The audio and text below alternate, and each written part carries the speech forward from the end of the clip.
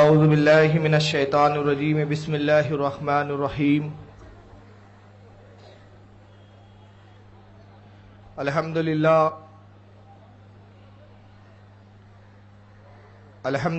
الذی فضل علی سیدنا و مولانا محمد صلی اللہ علیہ وسلم علی العالمین جميعا وَأَقَمَّهُ يَوْمَ الْقِيَامَةِ لِلْمُذْنِبِينَ الْمُتَلَوِّثِينَ الْخَطَّائِينَ الْحَالِقِينَ شَفِيعًا فصلى الله تبارك وتعالى عليه وعلى كل من هو محبوب ومرضي لديه صلاة تبقى وتدوم بدوام الملك الحي القيوم ونشهد أن لا إله إلا الله وحده لا شريك له ونشهد أن سيدنا ومولانا محمدا عبده ورسوله بالهدى ودين الحق أرسله قال الله تبارك وتعالى في القرآن المجيد والفرقان الحميد إن الله مع الصابرين ولا تقولوا لمن يقتل في سبيل الله أموات بل احیاء ولکن لا تشعرون صدق اللہ العظیم صدق صادق المصدوق علیہ الصلاۃ والتسلیم ان اللہ وملائکتہ یصلون علی النبی یا ایھا الذین آمنوا صلوا علیہ وسلموا تسلیما اللهم صل علی سیدنا مولانا محمد عدد ما فی علم اللہ صلاۃ دائمۃ بدوام الملک اللہ صلی اللہ تعالی علیہ وسلم ناد علیم مظہر العجائب ناد علیم مظہر العجائب تجدہ اون لک فی النوائب کل ہم و غم سینجلی بنبوتک یا رسول اللہ و بولایتک یا علی یا علی یا علی لی خمسۃ اطفی بها حر الوباء الحاتمہ المصطفیٰ والمرتضی وابناہما والفاطمہ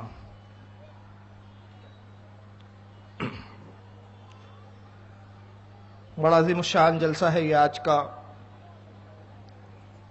اسی مسند سے آپ ماشاءاللہ مسلسل 11 روز سے یا غالباً 12 روز سے شہداء کرب و بلا کے تعلق سے خطاب سماعت فرما رہے ہیں.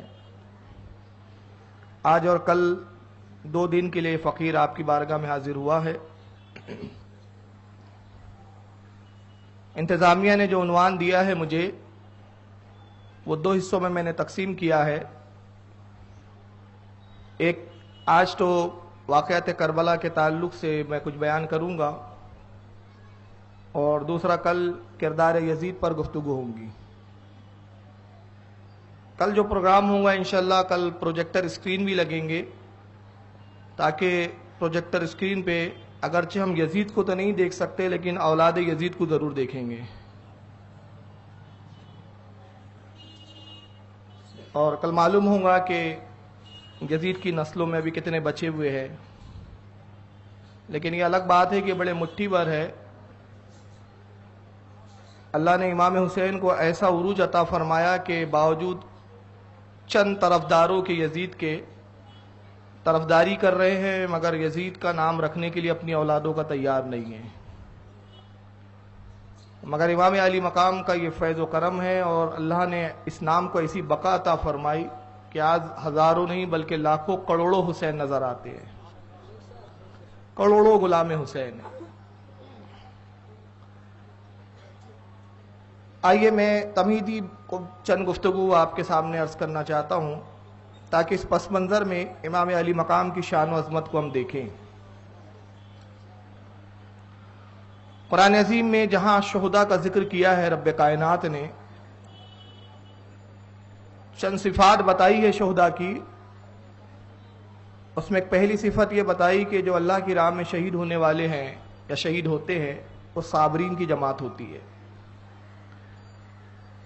اس لیے کہ میدان جہاد میں بڑے صبر و تحمل کی ضرورت ہوتی ہے اور اللہ کے لیے اپنی گردنوں کا نذرانہ پیش کرنا اپنے آخری خون کے قطرے کو بھی بہا دینا، یہ بڑے صبر و تحمل کا کام ہے۔ میدان میں جم کر ٹھہرے رہنا، پیٹ پھیر کے نہ بھاگنا، یہ بڑی ہمت کا اور جواں مردی کا کام ہوتا ہے۔ غرض کہ یہ پورا جو معاملہ ہے، میدان میں رکنا، دشمن کے طاقت سے، دشمن کی تعداد سے معروب نہ ہونا، مقابلہ کرنا اور اللہ کی رضا کے لیے لڑتے لڑتے شہید ہو جانا، یہ پورا جو مرحلہ ہے یہ بڑا صبر کا متحمل مرحلہ ہوتا ہے۔ تو رب کائنات نے جہاں شہداء کا ذکر کیا قرآن کریم میں، پہلے ان کی صفت بتائی کہ شہداء جو ہوتے ہیں وہ صابرین ہوتے ہیں اور اللہ رب العزت ان کے ساتھ ہوتا ہے۔ یہ جو شہادت کا مرتبہ حاصل کرتے ہیں یہ رب کی عنایتوں سے، رب کی عطا سے حاصل ہوتا ہے۔ اس لیے شہداء کا جہاں ذکر شروع کیا تو پہلے فرمایا ان اللہ مع الصابرین، بے شک اللہ صبر کرنے والوں کے ساتھ ہے۔ صبر کہتے کس کو ہے؟ صبر کی تعریف کیا ہے؟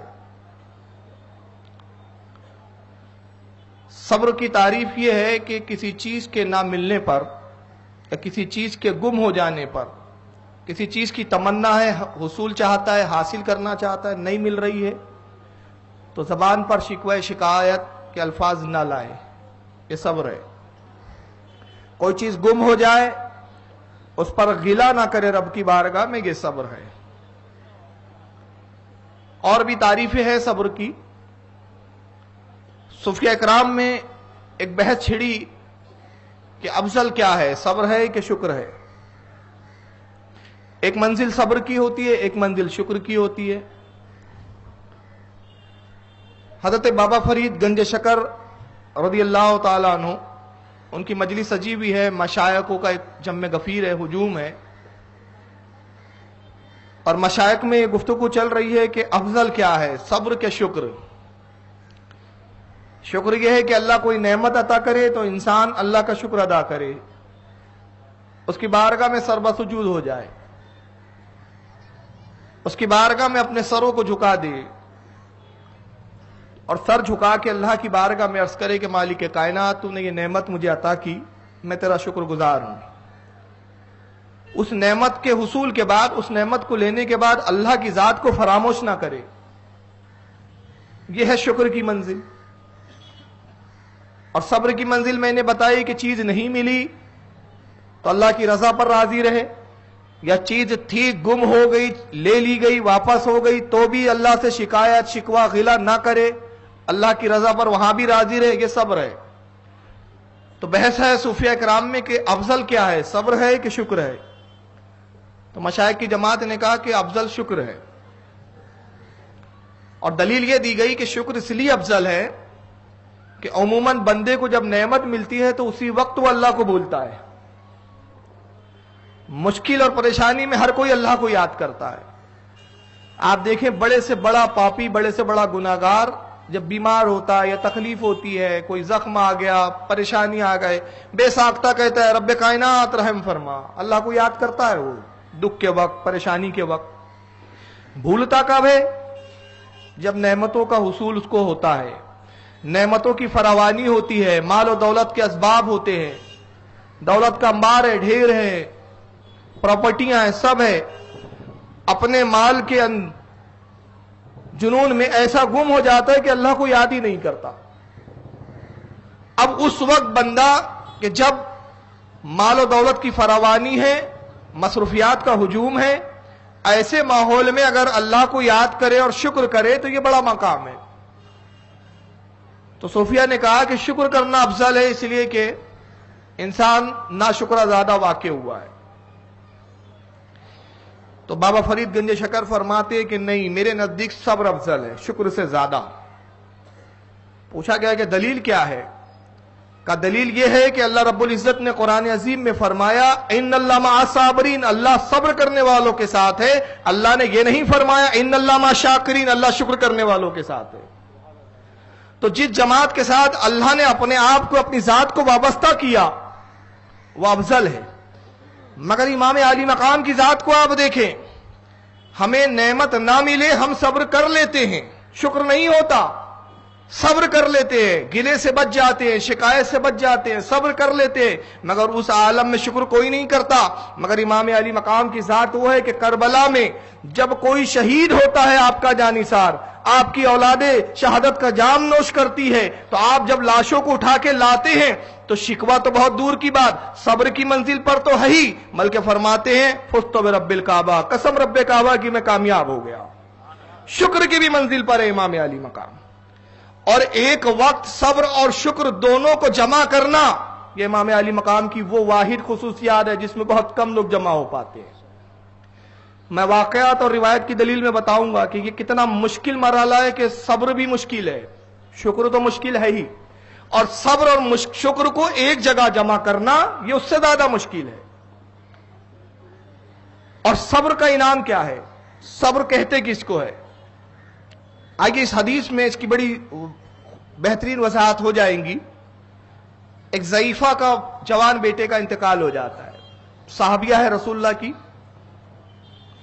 صحابیت کے شرف سے مشرف ہے، جوان بیٹے کے لاش پر پڑے ہوئے کھڑے ہوئے رو رہی ہے، اس کے جسم پر سر رکھے ہوئے رو رہی ہے، آو فگا کر رہی ہے، نالا بلند کر رہی ہے، اور کچھ کلمات کہہ رہی ہے۔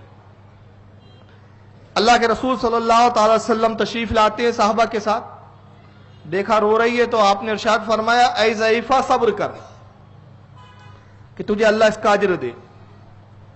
اس نے سر کو اٹھائے بغیر کہا کہ کہنے والے جا، تجھے کیا معلوم مجھ پر کیا مصیبت ٹوٹی ہے؟ ارے یہ مجھ بوڑھیا کا ایک سہارا تھا واحد، میرا ایک لوتا بیٹا تھا، انتقال کر گیا، کس کے سہارے جیوں گی؟ اور تو صبر کا ایسا کہہ رہا ہے جیسے بڑی معمولی سی بات ہو۔ کیا صبر اتنا آسان ہے؟ جا اپنا کام کر، مجھے رونے دے، مجھے میری بے صبری ہی درست لگتی ہے۔ اللہ کے نبی کو اس نے بہت بری طرح سے جواب دیا، کیونکہ سرکار کو دیکھا نہیں تھا، معلوم نہیں تھا کہ کہنے والی ذات اللہ کے رسول کی ہے۔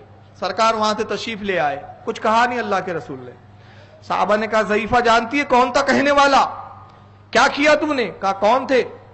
کہا محمد صلی اللہ تعالی علیہ وسلم، یہ نبی آخر زمان تھے، خاتمی مرتبت تھے، تو نے کس کو پلٹ کر جواب دیا ہے؟ ضعیفہ نے سنا، کھڑے ہو گئی، بدن پہ تھر تھری چھانے لگتی ہے، خوف اور ہراس کا عالم ہے، سرکار کے حجرے کی طرف دوڑتی ہے، سرکار بیٹھے ہوئے قدم نازمین میں اپنے سر کو رکھتی ہے، روتے عرض کرتی ہے اللہ کے رسول میرے جرم کو معاف کر دیجئے، آقا میں نے نہیں دیکھا کہ وہ آپ ہے، کاش مجھے معلوم ہوتا تو میں اس طرح کے نازیبہ جملے نہ کہتی، افسوس کہ میں نے کیا کہہ دیا، میری تو ایمان اقارت ہو گیا، میری آخرت تباہ ہو گئی، اللہ کے رسول معاف فرما دیجئے۔ سرکار نے فرمایا میں نے اسی وقت تجھے معاف کر دیا تھا۔ کہا اللہ کے رسول میں نے آپ کی بات کو سنا اور اطاعت کی، میں نے آپ کے کلام کو سن لیا اور اس پر اطاعت کی، اب میں صبر کروں گی۔ سرکار نے فرمایا صبر تو ہو جاتا ہے، اگر تو اس وقت صبر کرتی تو تو نہیں جانتی کہ تجھے کتنا اجر دیا جاتا۔ تو حالات پر صبر کرنا یہ اہم ہے، ورنہ بعد میں تو صبر ہو ہی جاتا ہے۔ اور اگر صبر نہ ہوتا، میں سوچتا ہوں کہ اگر صبر نہ ہوتا، اللہ صبر نہ دیتا تو کیا ہوتا؟ آج ہم حضرت آدم کے لیے ابھی تک رو رہے ہوتے، نسلیں رو رہی ہوتی۔ یہ صبر ہے جس نے بھلا دیتا ہے بڑے بڑے واقعات کو۔ تو صبر تو ہو جاتا ہے، لیکن کمال تو یہ ہے کہ جب تکلیف آئے انسان تب صبر کرے۔ اور صبر کی منزل اتنی دشوار ہے، لفظوں میں کہنا بہت آسان ہے، کسی کو کہنا صبر کیجئے، خود کسی کو نصیحت کرنا کہ ارے صبر کیجئے، مگر جب خود پہ گزرتی ہے تو شیطان بہت ورگلاتا ہے، ناشکری کے الفاظ نکلتے ہیں، مالی نقصان ہوتا ہے تو شیطان ورگلاتا ہے، انسان سوچتا ہے کیا میرا ہی مال کا نقصان ہونا تھا؟ وہ فلاں کو دیکھو اتنے بدماشیاں کرتا ہے، اتنی حرام کاریاں کرتا ہے، ساری نعمت اللہ نے اس کو دے رکھی ہے، میں اتنی نمازیں پڑھتا ہوں، اتنے روزے رکھتا ہوں، کیا یہ نقصان میرے ہی مقدر میں تھا؟ صبر نہیں ہوتا، غلہ شکایت کرتا ہے انسان۔ تو یہ بڑی مشکل منزل ہے صبر، یہاں تک کہ اس پر بڑے بڑے عابد و زاہد بھی بعض اوقات برقرار نہیں رہ سکے۔ اس تعلق سے میں دو واقعات صرف آپ کے بارگاہ میں عرض کروں گا کہ آپ دیکھیں کہ صبر کی منزل کتنی مشکل ہوتی ہے، جہاں بعض اوقات صالحین کے بھی قدم ڈگمگانے لگتے ہیں۔ जामे करामत औलिया ये किताब का नाम है, जिसके लिखने वाले हजरत इमाम इस्माइल दबहानी रदी अल्लाह ताला, अपने जमाने के मुजद्दिद है, बहुत बड़े वक्त के आलिम है। ये अपनी किताब जामे करामत औलिया में लिखते हैं कि हजरत शेख अहमद शरवनी रदी अल्लाह ताला वक्त के बहुत बड़े वली गुजरे हैं। इनका बेटा बीमार हो गया, खानका में रहते हैं, बहुत कम घर पे जाया करते थे। बड़ा हसीन और जमील बेटा था, बीमार हुआ, खातून घर में आपकी अलील हुई, बिगड़ गई, तो मां परेशान हो गई, तो अपने शोहर हजरत शेख अहमद शरवनी रहमतुल्लाह अलैह के पास आती है, अर्ज करती है मेरे सरताज आप अल्लाह के पसंदीदा बंदे हैं, अल्लाह के वली है, अपनी खानका में अल्लाहू अल्लाहू करते बैठे हुए हैं, कुछ खबर है आपके बेटी के क्या हालात है? वो तड़प रहा है, बीमारी के आलम में परेशान है, उसके बचने की उम्मीद नजर नहीं आती, दुआ कीजिए अल्लाह की बारगाह में कि अल्लाह उसको सेहत दे। शेख अहमद कहते हैं नेक बख्त जाओ, लौट जाओ, मैं अल्लाह की रजा पर राजी हूं, उसने दिया है नेमत, चाहेगा तो हमारे पास रखेगा, चाहेगा तो वापस ले लेगा, मैं दुआ नहीं करूंगा, मैं अल्लाह की रजा पर राजी व रजा रहने वाला हूं। मायूस होकर बीवी चले गई, कुछ दिन के बाद फिर आती है, कहती है मेरे सरताज अब तो तबीयत और बिगड़ गई है। तबीबों ने जवाब दे दिया है, तबीब कहते हैं मर्द समझ में नहीं आता, समझे तो इलाज करें, मर्द ही समझ में नहीं आता तो इलाज क्या किया जाए, बचने की कोई उम्मीद नहीं, अल्लाह आपकी दुआ को कबूल करेगा, मुस्तजाबुद दवा है आप, दुआ अल्लाह आपकी कबूल करता है। लोगों के लिए आप दुआएं करते, अफसोस अपनी औलाद के लिए दुआ नहीं करते।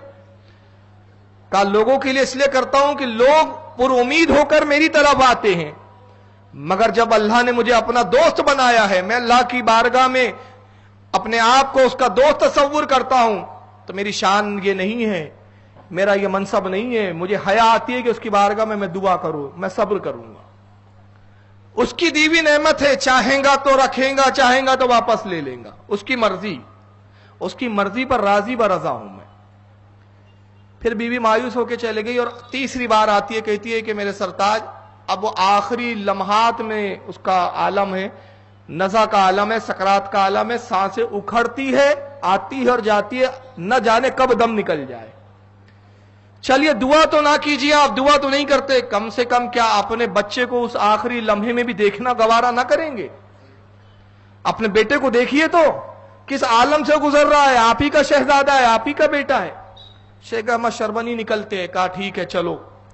पहुंचे, बेटा बिस्तर पे लेटा हुआ है, हाल यह है कि उछलता है, तकलीफ और दर्द के सकरात के आलम की बिना पर, नज़ा की तकलीफ, नज़ा की सख्ती का यह आलम है शहजादे पर, साहबजादे पर, कि कभी सांस उखड़ती है, सांस ले रहा है तो आवाजें आ रही है, सांस लेने में तकलीफ हो रही है, सीना ऊपर नीचे हो रहा है, हिल रहा है, डुल रहा है, बेचैन है, परेशानी है। शेख अहमद शरवनी रहमतुल्लाह अलैह ने इस मंजर को देखा, आंखों में आंसू आ गए और रोने लगते हैं आप, और देख के अभी भी सब्र की मंजिल पर कायम है, सब्र कर रहे हैं। अर्ज करते मालिक कायनात मेरे बेटे का जो अंजाम होना है वो हो जाए, मैं तेरी रजा पर राजी हूं। रब्बे कायनात तूने दिया है, तू चाहेगा तो जब तक चाहेगा रहेगा, जब चाहेगा अपने पास बुला लेगा, मैं दुआ नहीं करूंगा। यहां तक के क्या देखते हैं कि अब आलम यह है कि बस अब रूह निकलने वाली है। अब चूंकि वली थी, निगाहों से हिजाबात हटे हुए होते थे, ये गैब की चीजें इनके सामने कोई गैब नहीं होती थी, दिखता था। देखा कि मलकुल मौत आसमान से चले आ रहे हैं, साथ में फरिश्तों की जमात है। अब इनको मंजर दिखता है कि मेरे बच्चे के पैरों को फरिश्तों ने पकड़ लिया, हाथ भी पकड़ लिया, मलकुल मौत ने रूह खींचनी शुरू की। अब इधर मलकुल मौत रूह खींच रहा है, बच्चा दर्द और तकलीफ से तड़प रहा है। शेख अहमद शरवनी रहमतुल्लाह अलैह ने जब इस मंजर को देखा, तड़प गए, सब्र की मंजिल खत्म हो गई, सब्र टूट गया, सब्र का बाल खत्म हो गया। बेसाख्त अल्लाह की बारगाह में अर्ज करते, मालिक कायनात मेरा बेटा।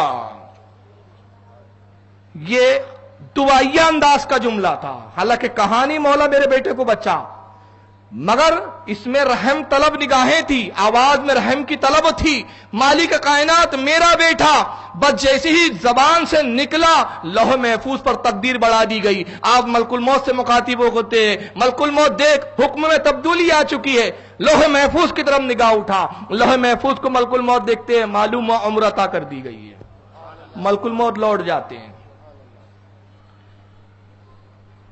اب یہاں پہ میں دو باتیں بتاؤں گا، ہو سکتا ہے یہاں ایک طبقہ وہ بھی سن رہا ہے، آج کل میری تقریر میں وہ زیادہ آتا ہے، ان کو ایسے واقعات ہضم نہیں ہوتے، لیکن ان کا ہاضمہ سدھارنے کا ڈپارٹمنٹ میرے ہی پاس ہے، پورا ہضم کر کے چھوڑتا ہوں۔ بھائی پہلے تو میں نے حوالہ دے دیا کہ جامع کرامات اولیاء جو اپنے وقت کے مجدد ہیں شیخ احمد حضرت اسماعیل نبہانی رحمت اللہ علیہ کی کتاب میں ہے یہ۔ اب سوال یہ ہوا کہ ان کی دعا سے لوح محفوظ پہ تقدیر کیسے بدل گئی، ملک الموت واپس کیسے چلا گیا؟ ارے ہمارا تو عقیدہ یہ ہے بھائی کہ جب موت آتی تو کوئی ٹال نہیں سکتا، تو یہ کیسے ٹال سکتے ہیں؟ تو میں کہتا ہوں فتویٰ اسماعیل نبہانی پہ بعد میں لگاؤ، شیخ احمد شربنی پہ بعد میں لگاؤ، پہلے آپ کے ماور ملجا ڈاکٹر اقبال پہ لگاؤ۔ ڈاکٹر اقبال کو بہت مانتے ہیں یہ رحمت اللہ تعالی علیہ، جب تک ڈاکٹر اقبال رحمت اللہ علیہ بولتے نہیں کھانا ہضم نہیں ہوتا ان کا۔ اقبال کیا کہتا ہے کہ محمد سے وفا تو نے تو ہم تیرے ہیں، یہ جہاں چیز کیا ہے لوح و قلم تیرے ہے۔ اور یہ لوح و قلم کیا ہے؟ سرکار غوث اعظم جن کے تعلق سے غیر مقلدین کہتے ہیں اہل حدیث تھے، حالانکہ وہ اہل حدیث نہیں تھے، کٹر ٹناٹن سنی تھے، وہ اہل حدیث نہیں تھے، لیکن ان کا دعویٰ ہے غاصبانہ قبضہ کرنا چاہتے ہیں غوث پاک کی ذات پر۔ تو غوث اعظم فتوح الغیب میں فرماتے ہیں کہ اللہ فرماتا ہے کہ یا بنی آدم، اے آدم کی اولاد، انا اللہ، میں ہی اللہ ہوں، اور میری شان یہ ہے کہ جب میں کہتا ہوں کن فیکون، کسی چیز کے لیے کہتا ہوں ہو جا، وہ چیز ہو جاتی ہے۔ اے میرے بندے تو میری اطاعت کر، میرا ہو جا، جب تو میری اطاعت کر کے میرا ہو جائیں گا تو میں تیری شان بھی ایسی بنا دوں گا کہ تو کہیں گا کن فیکون، ہو جا، تو وہ چیز ہو جائیں گی۔ یہ غوث اعظم نے فتح الغیب میں لکھا۔ اب لوح قلم تیرے ہے، اقبال کہتا ہے کہ محمد سے وفا، محمد سے وفا تو کر، تیری شان کیا بنا دوں گا جب تو میرے محمد صلی اللہ علیہ وسلم کا، میرے محبوب کا غلام بنے گا۔ اللہ کہہ رہا ہے بندہ بننا مشکل ہے، پہلے محمد کا غلام تو بن جا۔ تو ابھی ٹھیک سے محمد کا غلام نہ بن پائے اور بندہ بندہ بندہ کرتا ہے، پہلے محمد کا غلام تو بن۔ جب محمد صلی اللہ علیہ وسلم کا حقیقی غلام بنے گا تو حقیقی بندہ بنے گا، اور اگر غلامی مصطفیٰ گلے میں نہیں ہے تو بندہ ہو کر بھی تو بندہ نہیں ہے۔ تو کی محمد سے وفا، محمد سے وفا تو کر۔ اللہ کہتا ہے ہم تیرے ہیں، میں تیرا ہو جاؤں گا، اور میں تیرا ہو جاؤں گا تو پھر کیا ہوں گا؟ یہ جہاں، یہ دنیا کیا ہے، یہ آسمان، جہاں میں یہ آسمان بھی آ گئے، جہاں میں یہ سیارے، ستارے، چاند، سورج، سیارے، یہ سب نباتات، حیوانات، صحرا، ریگستان، کیا نام ہے، آب، پانی، سب آ گئے، یہ سب جہان ہے۔ تو اللہ کہتا ہے اقبال کی زبان میں، اللہ فرما رہا ہے، اقبال کہہ رہا ہے کہ اللہ کہہ رہا ہے کہ کی محمد سے وفا، محمد سے تو وفا کر، ہم تیرے ہیں۔ ارے یہ چیز جہاں کیا ہے، یہ دنیا کیا ہے، یہ نباتات، حیوانات کیا ہے، چاند سورج کیا ہے، لوح قلم تیرے ہیں۔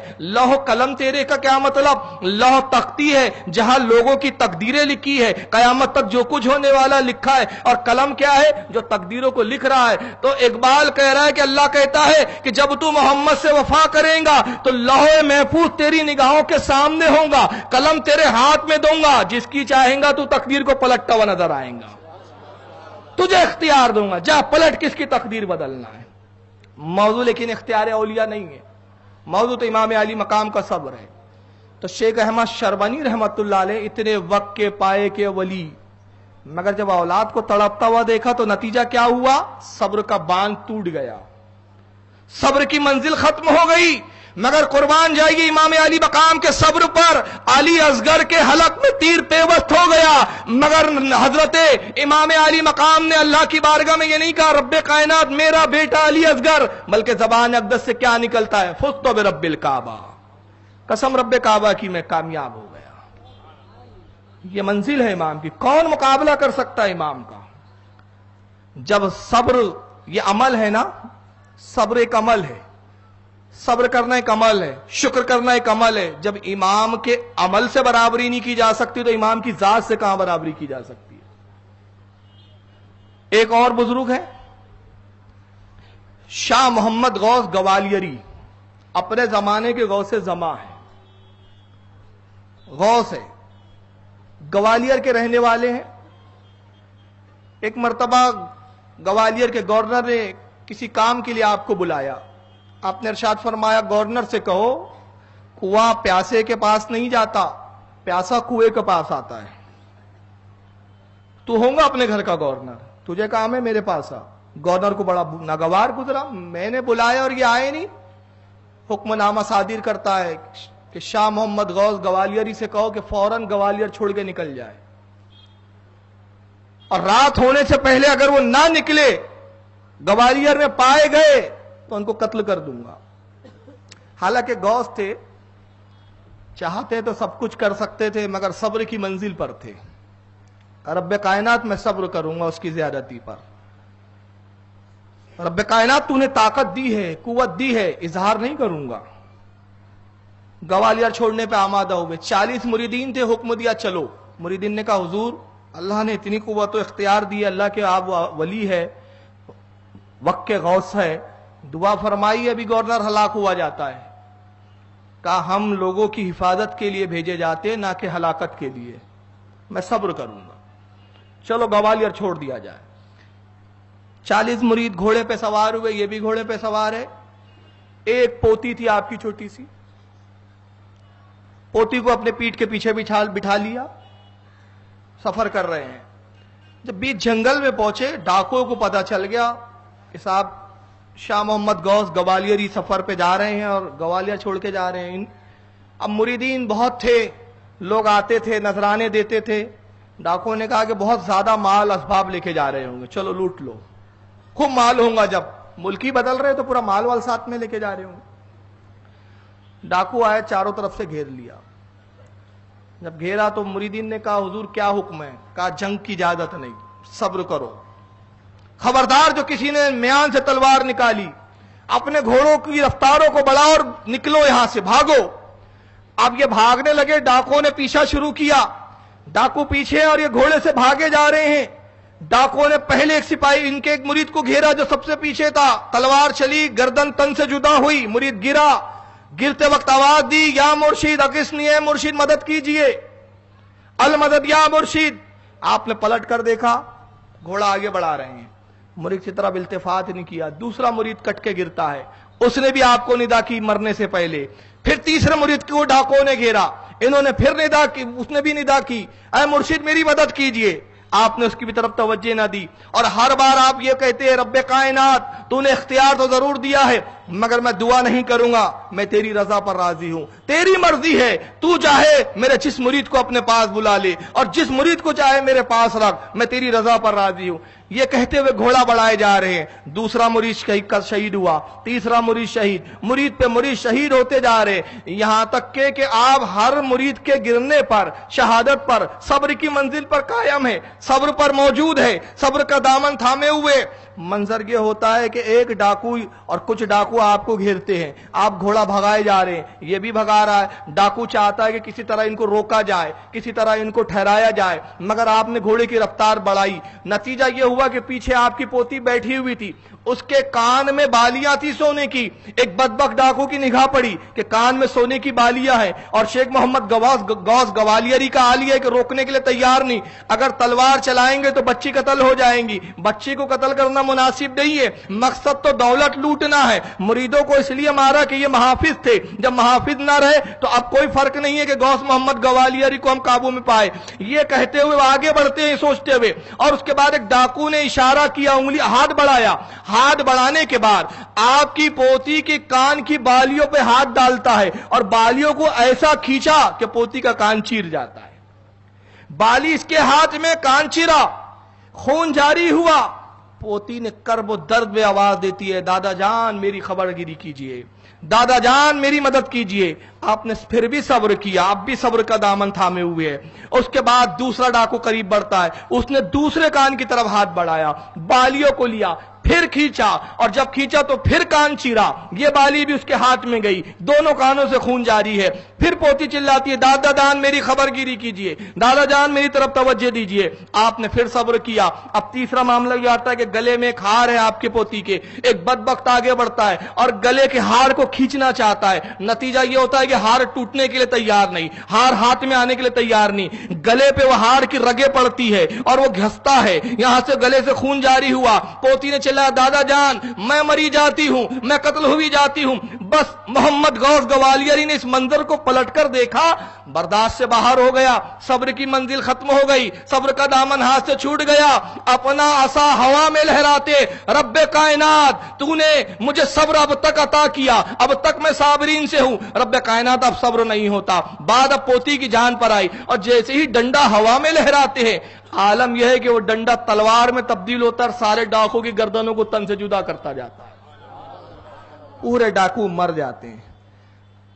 آپ اس کرامت کے وقت خود بھی محفوظ، آپ کی پوتی بھی محفوظ، لیکن بات گھوم کر وہیں آ جاتی ہے کہ صبر کا دامن آپ بھی ہمیشگی کے طور پر نہیں تھام سکے۔ وقت کے غوث زماں تھے، مگر اولاد پر جب بات آئی، پوتی کو جب دیکھا تکلیف میں، صبر کا دامن چھوٹ گیا۔ مگر کربلا میں امام علی مقام کی ذات کو تو دیکھیں، نوجوان بیٹا علی اکبر شہید ہوا، آپ نے یہ نہیں کہا کہ مالک کائنات تیری بارگاہ میں میرا گلہ ہے، بلکہ عرض کیا کرتے رب قدیر تو گواہ ہے مالک کائنات۔ ابراہیم نے جب اپنے بیٹے اسماعیل کی قربانی پیش کی تھی تو ابراہیم کی آنکھوں پہ پٹی تھی، میری آنکھوں پہ پٹی نہیں ہے، میری اس قربانی کو اپنی بارگاہ میں قبول فرما۔ فزتو برب الکعبہ، قسم رب کعبہ کی میں کامیاب ہو گیا۔ ہر منزل پر امام شکر کا مظاہرہ کر رہے ہیں، ہر منزل پر۔ اب کچھ لوگوں کو غلط فہمی کیا ہوئی اس سے، کربلا کے جب انہوں نے ان حالات کو دیکھا کہ علی اصغر کٹے امام کچھ نہ کر سکے، علی اکبر شہید ہوئے امام کچھ نہ کر سکے، حضرت قاسم شہید ہوئے امام کچھ نہ کر سکے، حبیب ابن مظاہر گئے، زہیر ابن قین گئے، جانثار ساتھی چلے گئے، مسلم ابن اوسجا گئے، بڑے بڑے جاباز چلے گئے، ساتھی گئے، خاندان کے لوگ افراد قتل ہو گئے، شہید ہو گئے، امام کچھ نہ کر سکے، حتیٰ کہ یہ امام خود شہید ہو گئے، پھر بھی امام اپنے آپ کو بھی نہ بچا سکے۔ ارے یار یہ بریلیوں کا کیسا عقیدہ ہے، یا غوث المدد، یا علی المدد، یا حسین المدد۔ تو نتیجہ یہ ہوا کہ یہ منظر دیکھ کے کچھ کے عقیدے خراب ہوئے، اور کیسے عقیدے خراب ہوئے؟ کسی لکھنے والے نے تو لکھ دیا کہ جس کا نام محمد یا علی ہے وہ کسی چیز کا اختیار نہیں رکھتا، نہ محمد کو اختیار رکھتے ہیں نہ علی۔ لکھنے والے مولوی اسماعیل دہلوی کتاب تقویت الایمان آج بھی چھپ رہی ہے، بلکہ مفت میں بھی بٹتی ہے، کبھی کبھی کفر مفت میں بھی بانٹا جا رہا ہے۔ اور اسی بات کو لے کر کچھ لوگوں نے تصورات بنائے، پروجیکٹر نہیں ہے ورنہ میں کلپ سناتا۔ توصیف الرحمان غیر مقلدوں کے ایک عالم ہے، سعودیہ میں 10x10 کے کمرے میں تقریر کرتے ہیں، کہتے علی مشکل کشا نہیں۔ یہ ان کی تقریر کی ویڈیو ہے، بہت سی تقریروں میں شاید دکھایا بھی ہے میں نے۔ علی مشکل کشا نہیں، اگر علی مشکل کشا ہوتے تو غزوہ خیبر کے وقت رسول اللہ نے کہا آئین علیو، کہاں ہے علی؟ لوگوں نے کہا ان کی آنکھیں خراب ہو گئی، تو کہا وہ مشکل کشا نہیں ہوتا جس کی آنکھیں خراب ہو جائیں۔ علی اپنی آنکھیں خود درست نہیں کر سکتے، تو علی جب اپنی آنکھیں درست نہیں کر سکتے تو دوسروں کی کیا مدد کریں گے؟ علی مشکل کشا نہیں۔ پھر بعد میں بیوقوف بھول گیا کہ میں نے تو ابھی مشکل کشائی کا انکار کیا ہے، تو کہتا ہے کہ رسول اللہ کے پاس علی آئے، نبی نے لعاب دہن علی کی آنکھ میں لگایا، علی کی آنکھ اچھی ہو گئی۔ علی کہتے ایسی اچھی ہوئی جیسے کبھی خرابی نہیں ہوئی تھی۔ میں کہا تیری عقل کا ماتم، علی مشکل کشا نہیں مگر نبی تو مشکل کشا ہو گئے نا۔ ایک انکار کرو تو ایک چیز چڑھ جاتی ہے۔ اگر نبی کے لعاب میں تاثیر نہ تھی اور نبی کو اختیار نہ تھا تو نبی نے کہنا چاہیے تھا علی میں کچھ نہیں کر سکتا، تیری آنکھیں خراب ہے، سجدہ کر اللہ سے مانگ۔ نبی نے کہا نہیں، دعا تو میری مستجاب الدعوا ہے، دعا تو قبول ہی ہوتی ہے۔ ارے وہ تھوک جس میں لوگوں کے جراثیم ہوتے ہیں، میں اپنے تھوک کا معجزہ دکھا دوں کہ جب میں کسی کی آنکھ میں لگا دوں تو جراثیم نہیں ہوتے، آنکھ خراب نہیں ہوتی، بلکہ اس آنکھ کی بینائی اور بڑھ جاتی ہے۔ لعاب لگایا تو علی تو مشکل کشا آپ نے انکار کر دیا، نبی کو تو مانا. اور معراج ربانی صاحب کہتے ہیں کہ اگر علی مشکل کشا ہوتے تو جب حسین کربلا میں شہید ہو رہے تو کیوں نہیں بچا لیا؟ کیوں نہیں بچا لیا؟ میں ایک چیز بتاتا ہوں.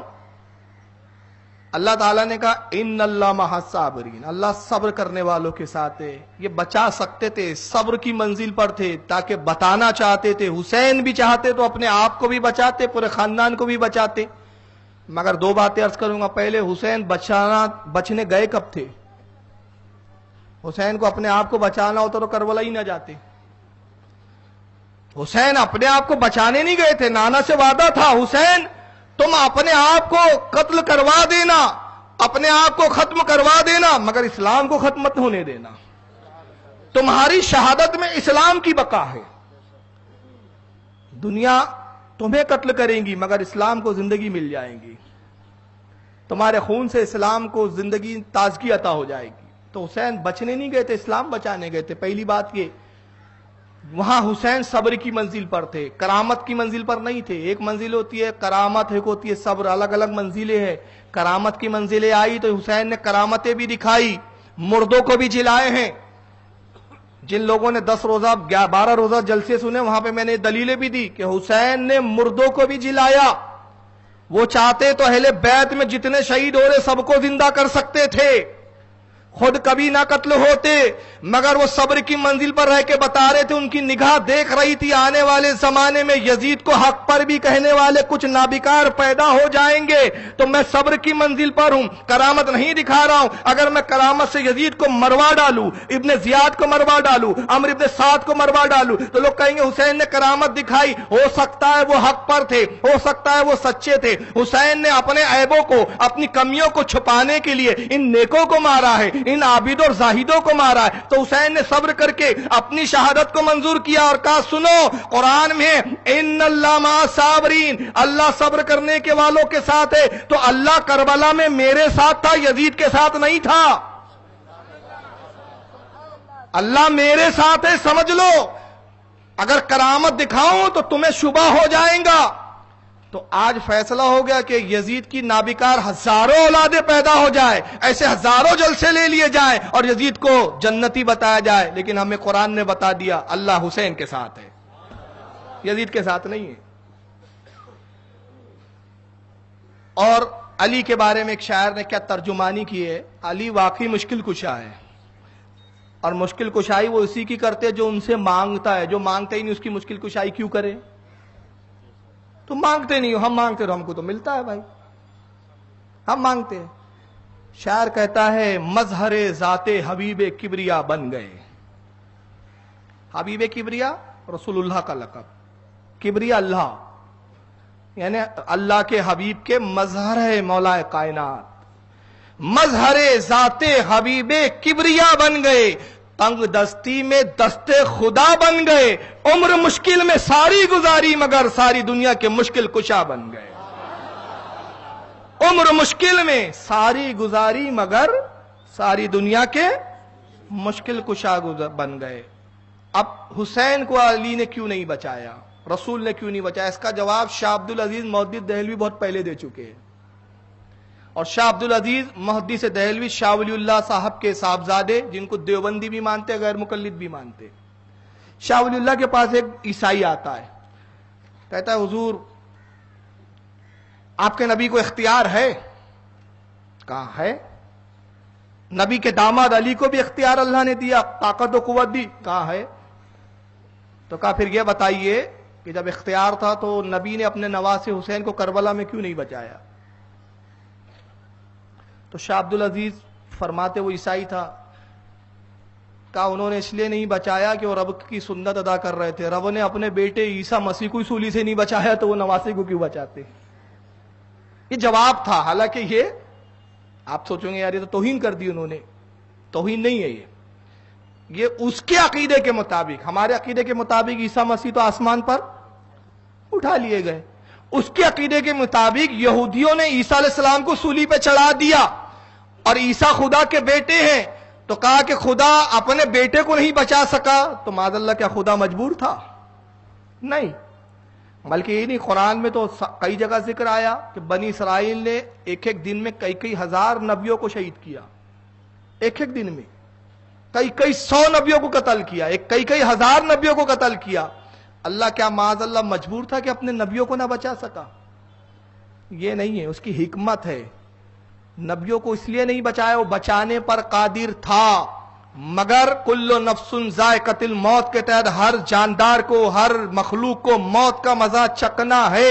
ان انبیاء کو بھی بحیثیت انسان اور بشر کے موت کا مزہ چکنا تھا، انہیں بھی موت آنی تھی، مگر یہ اللہ کا انعام ہے کہ انہیں شہادت کی موت دی گئی، کیونکہ تمام اموات میں، تمام موتوں میں جتنی طرح کی موتیں آتی اس میں سب سے افضل شہادت کی موت۔ تو امام حسین کو بھی انتقال کرنا تھا، اور رسول اللہ کو بھی وعدہ الہی کے تحت ایک آن کے لیے موت آئی، مگر افضل موت تو یہ ہے کہ شہادت کی، تو نبی کے نواسے کے لیے افضل موت کو چنا گیا۔ اب آئیے میں ایک چیز یہاں پہ ایک حدیث سناتا ہوں سند کے ساتھ کہ مولا کائنات کو اللہ نے اختیار دیا ہے۔ روایت ہے عن زید ابن ارقم رضی اللہ تعالیٰ عنہ، حضرت زید ابن ارقم روایت کرتے ہیں ان النبی صلی اللہ علیہ وسلم، اللہ کے رسول نے ارشاد فرمایا من کنت مولاہ فعلی مولا، جس کا میں مولا اس کا علی مولا۔ مولا کے معنی ہوتے مددگار۔ اس حدیث کو یہ واحد کتب احادیث میں، ذخائر حدیث میں یہ واحد حدیث ہے جس کے راوی 30 صحابہ اکرام ہیں۔ یہ واحد حدیث، کتنے صحابہ اس کے راوی ہے؟ 30۔ اور دوسری اس حدیث کی خاصیت بتاؤں میں آپ کو، یہ کتب حدیث، ذخائر حدیث میں واحد یہ حدیث ہے من کنت مولاہ فعلی مولا، یہ واحد حدیث ہے جس کے راوی عشرہ مبشرہ ہے، وہ 10 صحابی جن کو جنت کی بشارت دی گئی، اور متعدد محدثین نے اس کو روایت کیا۔ مگر یہ حدیث چونکہ حضرت علی کی اختیار اور ہماگیریت پر دلالت کرتی ہے اور رسول اللہ کے مولا ہونے پر دلالت کرتی ہے تو ہضم نہیں ہوا، تو غیر مقلدین کے ایک مولوی ہے زبیر علی زئی، ابھی ابھی مرے ہیں، وہ کہتے نہیں مولا کے معنی جگری دوست ہوتے ہیں، مددگار کے نہیں ہوتے، جگری دوست کے ہوتے ہیں۔ اچھا چلو، اگر مولا کے معنی جگری دوست کے ہی ہوتے ہیں تو قرآن میں اللہ نے بھی اپنے لیے لفظ مولا کا استعمال کیا ہے، تو اللہ جگری دوست کے معنی میں کہ مددگار کے؟ اب یہ بتا دیجئے آپ، قرآن میں ہے اللہ ارشاد فرماتا ہے واعف عنا، اے پروردگار ہمیں معاف فرما دے، یہ دعا تعلیم کی گئی قرآن میں، واغفر لنا، اور ہمیں بخش دے، وارحمنا، ہم پر رحم فرما، انتا مولانا، تو ہی ہمارا مولا ہے۔ پہلے کہا جا رہا ہے بخش دے، رحم فرما، تو رحم فرما کس سے کہیں گے؟ جو مددگار ہوں گا، جو عطا کرنے کی طاقت رکھتا ہوں گا۔ اے اللہ تو عطا کرتا ہے تو ہمیں کیا عطا کر؟ ہم پر رحم کر۔ ہمیں کیا عطا کر؟ بخشش عطا کر۔ ہمیں کیا عطا کر؟ ہمیں معافی کا پروانہ دے۔ کیوں؟ اس لیے کہ تو ہمارا مولانا ہے، مولا ہے۔ تو یہاں مولا کے معنی دینے والا، عطا کرنے والا، بانٹنے والا۔ تو عربی زبان میں جب یہاں مولا تو نبی نے فرمایا من کنت مولا، جس کا میں دینے والا، جس کا میں مددگار، جس کو میں عطا کرنے والا، فہذا علی مولا، پس علی بھی اس کا مولا ہے۔ یعنی جس کو میں دینے کی طاقت رکھتا ہوں علی بھی دینے کی طاقت رکھتا ہے، جس کو میں عطا کر سکتا ہوں علی بھی اس کو عطا کر سکتا ہے۔ اور اگر یقین نہ ہو تو آپ کو میں 3 واقعات بتاتا ہوں کہ امام خود کربلا میں خود مختار تھے۔ کرامت بھی دکھائی امام نے، استقامت بھی دکھائی۔ کرامت اس لیے دکھائی کہ یہ شبہ ختم ہو جائے کہ میں بے اختیار ہوں، استقامت پر اس لیے رہے کہ یہ شبہ ختم ہو جائے کہ میں ناحق پر ہوں۔ ابن جوزہ ایک شخص ہے، کربلا میں شخص آگے آتا ہے، کہتا ہے امام علی مقام نے یہ کیا تھا کہ خیموں کے ارد گرد آگ لگا رکھی تھی تاکہ دشمن خیموں کی طرف آگ کی وجہ سے نہ آئے۔ خندق کھودی تھی اور چاروں طرف آگ دہک رہی ہے۔ ابن جوزہ آتا ہے، ایک شخص بدبخت، کہتا ہے حسین دنیا میں جہنم سے پہلے جہنم کی آگ تم نے بھڑکا لی، معاذ اللہ۔ حسین اپنے لیے جہنم کی آگ دنیا میں ہی بھڑکا لی۔ امام علی مقام کو جلال آتا ہے، یہ جملہ بڑا سخت تھا آپ کے لیے. بارگاہ رب العزت میں ہاتھوں کو بلند کیا, عرض کیا مالک کائنات جنتیوں کے نوجوانوں کو جہنمی کہتا ہے, رب قدیر دنیا میں اس کو آگ کا عذاب دے, دنیا میں اس کو ہلاک کر. ابھی امام کی دعا زبان اقدس سے جاری ہوئی تھی, ہاتھ پھیرا ہی تھا چہرے اقدس پر, اس کا گھوڑا, یہ گھوڑے پہ بیٹھا تھا, یہ گھوڑے نے اس کو گرایا, بدکتا ہے گھوڑا, یہ گرتا ہے, اس کا پیر رکاب میں الجھا. اس سے پہلے کہ یہ رکاب سے اپنے پیر کو چھڑاتا, گھوڑا بدحواس ہو کے بھاگا, اور بھاگتے بھاگتے اسی آگ کی کھندک میں آتا اور اس بدبخت کو اس نے گرا دیا. اسی وقت اپنے انجام کو پہنچا. ایک مزنی آگے بڑھتا ہے, ایک مزنی کہتا ہے حسین دریا فرات کو دیکھ رہے ہو کیسے موجیں مار رہا ہے, بخدا اس کا ایک قطرہ بھی تمہیں نہیں دیا جائے گا, ایک قطرہ بھی ہم تمہیں نہیں دیں گے. امام علی مقام نے جب اس کے بدبخت کی گستاخی کو سنا تڑپ گیا, آنکھوں میں آنسو آئے, رب کائنات کی بارگاہ میں اپنے ہاتھوں کو بلند کیا. عالم ساقی کوثر کے نواسوں کو کہتا ہے کہ پانی نہ دیا جائے گا, پروردگار اس کو پیاسا ہی تڑپا کر ہلاک فرما. جملے نکلے, دعا نکلی, قبول ہوئی. یہ اپنے گھوڑے کے قریب لگام پکڑے ہوئے کھڑا تھا کہ اچانک گھوڑا بدکتا اور گھوڑا بھاگا.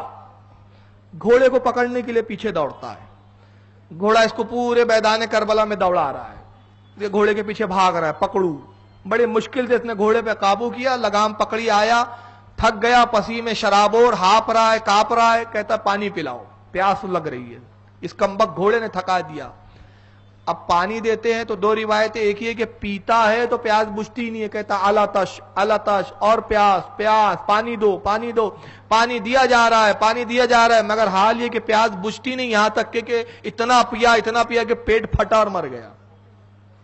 اور دوسری روایت یہ کہ پانی پیتا ہے, حلق سے اترتا نہیں ہے, چیختا ہے, چلاتا ہے کہ میں پانی پینا چاہتا ہوں لیکن نگل نہیں پا رہا ہوں, پانی گلے سے اتر نہیں رہا ہے. لوگ اس کے منہ پر سرائیاں انڈیلتے ہیں, مگر پانی ہے کہ منہ سے نکل کر باہر گر جاتا ہے. پیاس پیاس کہہ کے گرا اور اسی پیاس میں مر گیا.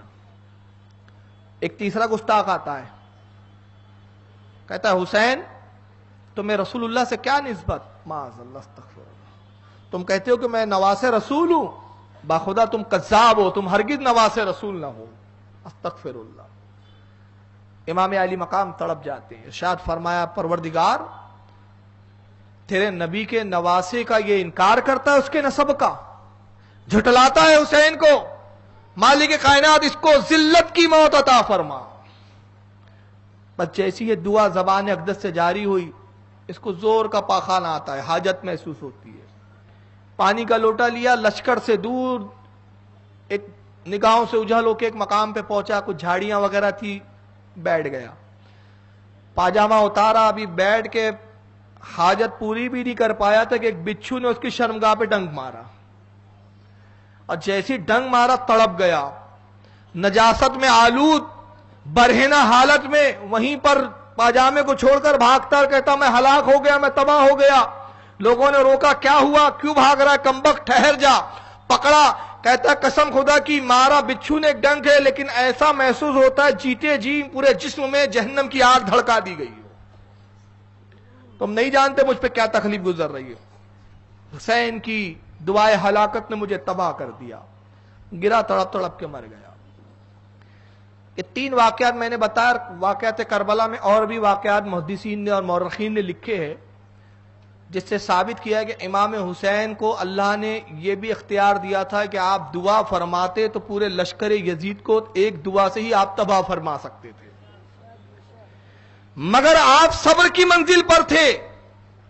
ایک منزل وہ بھی آئی کہ دنیا سمجھ رہی تھی کہ یہ لوگ طاقت میں زیادہ ہیں, حسین کا اختیار نہیں. حسین با اختیار ہوتے تو پانی کے لیے نہ ترستے, حسین کو طاقت و قوت ہوتی, اختیار و قوت ہوتی تو حسین پانی کو پا لیتے, پانی کے رک نہیں پاتے, مگر انہوں نے روکا, انہوں نے پانی کی طرف آنے نہیں دیا, خیمہ حسین میں ایک قطرے کو جانے نہ دیا. مطلب یہ ہوا کہ حسین بے بس تھے, بلکہ یہ نہیں تھا.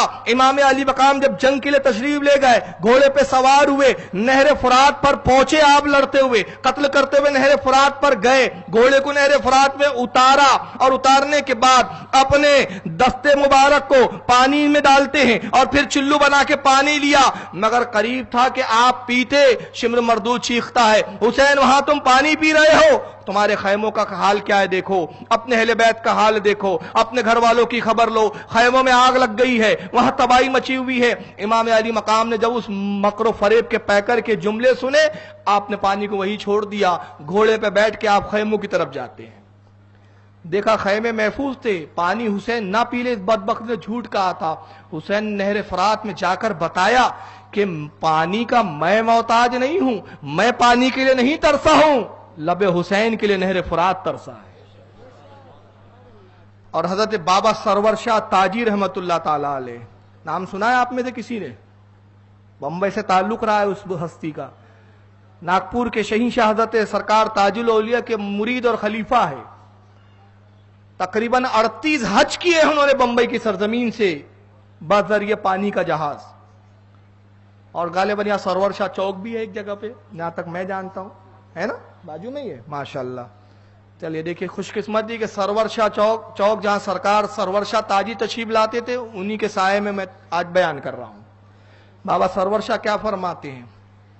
آواز دے تو ساقیے کوثر نکل پڑے۔ امام علی مقام روتے تھے تو کیا ہوتا تھا؟ اس منظر کو منظر کشی کی ہے کہ ساقی کوثر، جو کوثر کا جام پلانے والی ذات رسول اللہ کی، جب امام حسین آواز دیتے روتے تو یہ نکل جاتے تھے نبی پاک، اور اپنی لعاب اپنی زبان اقدس حسین کے دہن میں ڈال دیتے تھے، اور امام حسین رسول اللہ کی زبان کو چوس کر پیاس بجھاتے تھے۔ تو آواز دے تو ساقی کوثر نکل پڑے، چاہے تو نہر فرات خیمے سے نکل پڑے۔ حسین چاہتے تو خیمے سے نہر فرات نکال سکتے تھے، چاہے تو نہر فرات خیمے سے نکل پڑے۔ یہ امتحان صبر حسین ہے سرور، انگلی زمین پہ رکھ دے تو سمندر نکل پڑے۔ یہ امتحان صبر حسین ہے سرور، انگلی زمین پہ رکھ دے سمندر نکل پڑے۔ جس کا نانا اپنی انگلیوں سے دریا جاری کر سکتا ہے نہروں کی، کیا اس کے نواسے کو اللہ نے اتنا کمال نہیں دیا تھا کہ انگلی رکھتے تو سمندر جاری ہو جاتا؟ کیوں؟ ہر بیٹا اپنے باپ کی امانتوں کا، مقام و مراتب کا، صلاحیتوں کا وارث ہوتا ہے، اور حسین تو بدرجے اتم اپنے نانا کے وارث تھے۔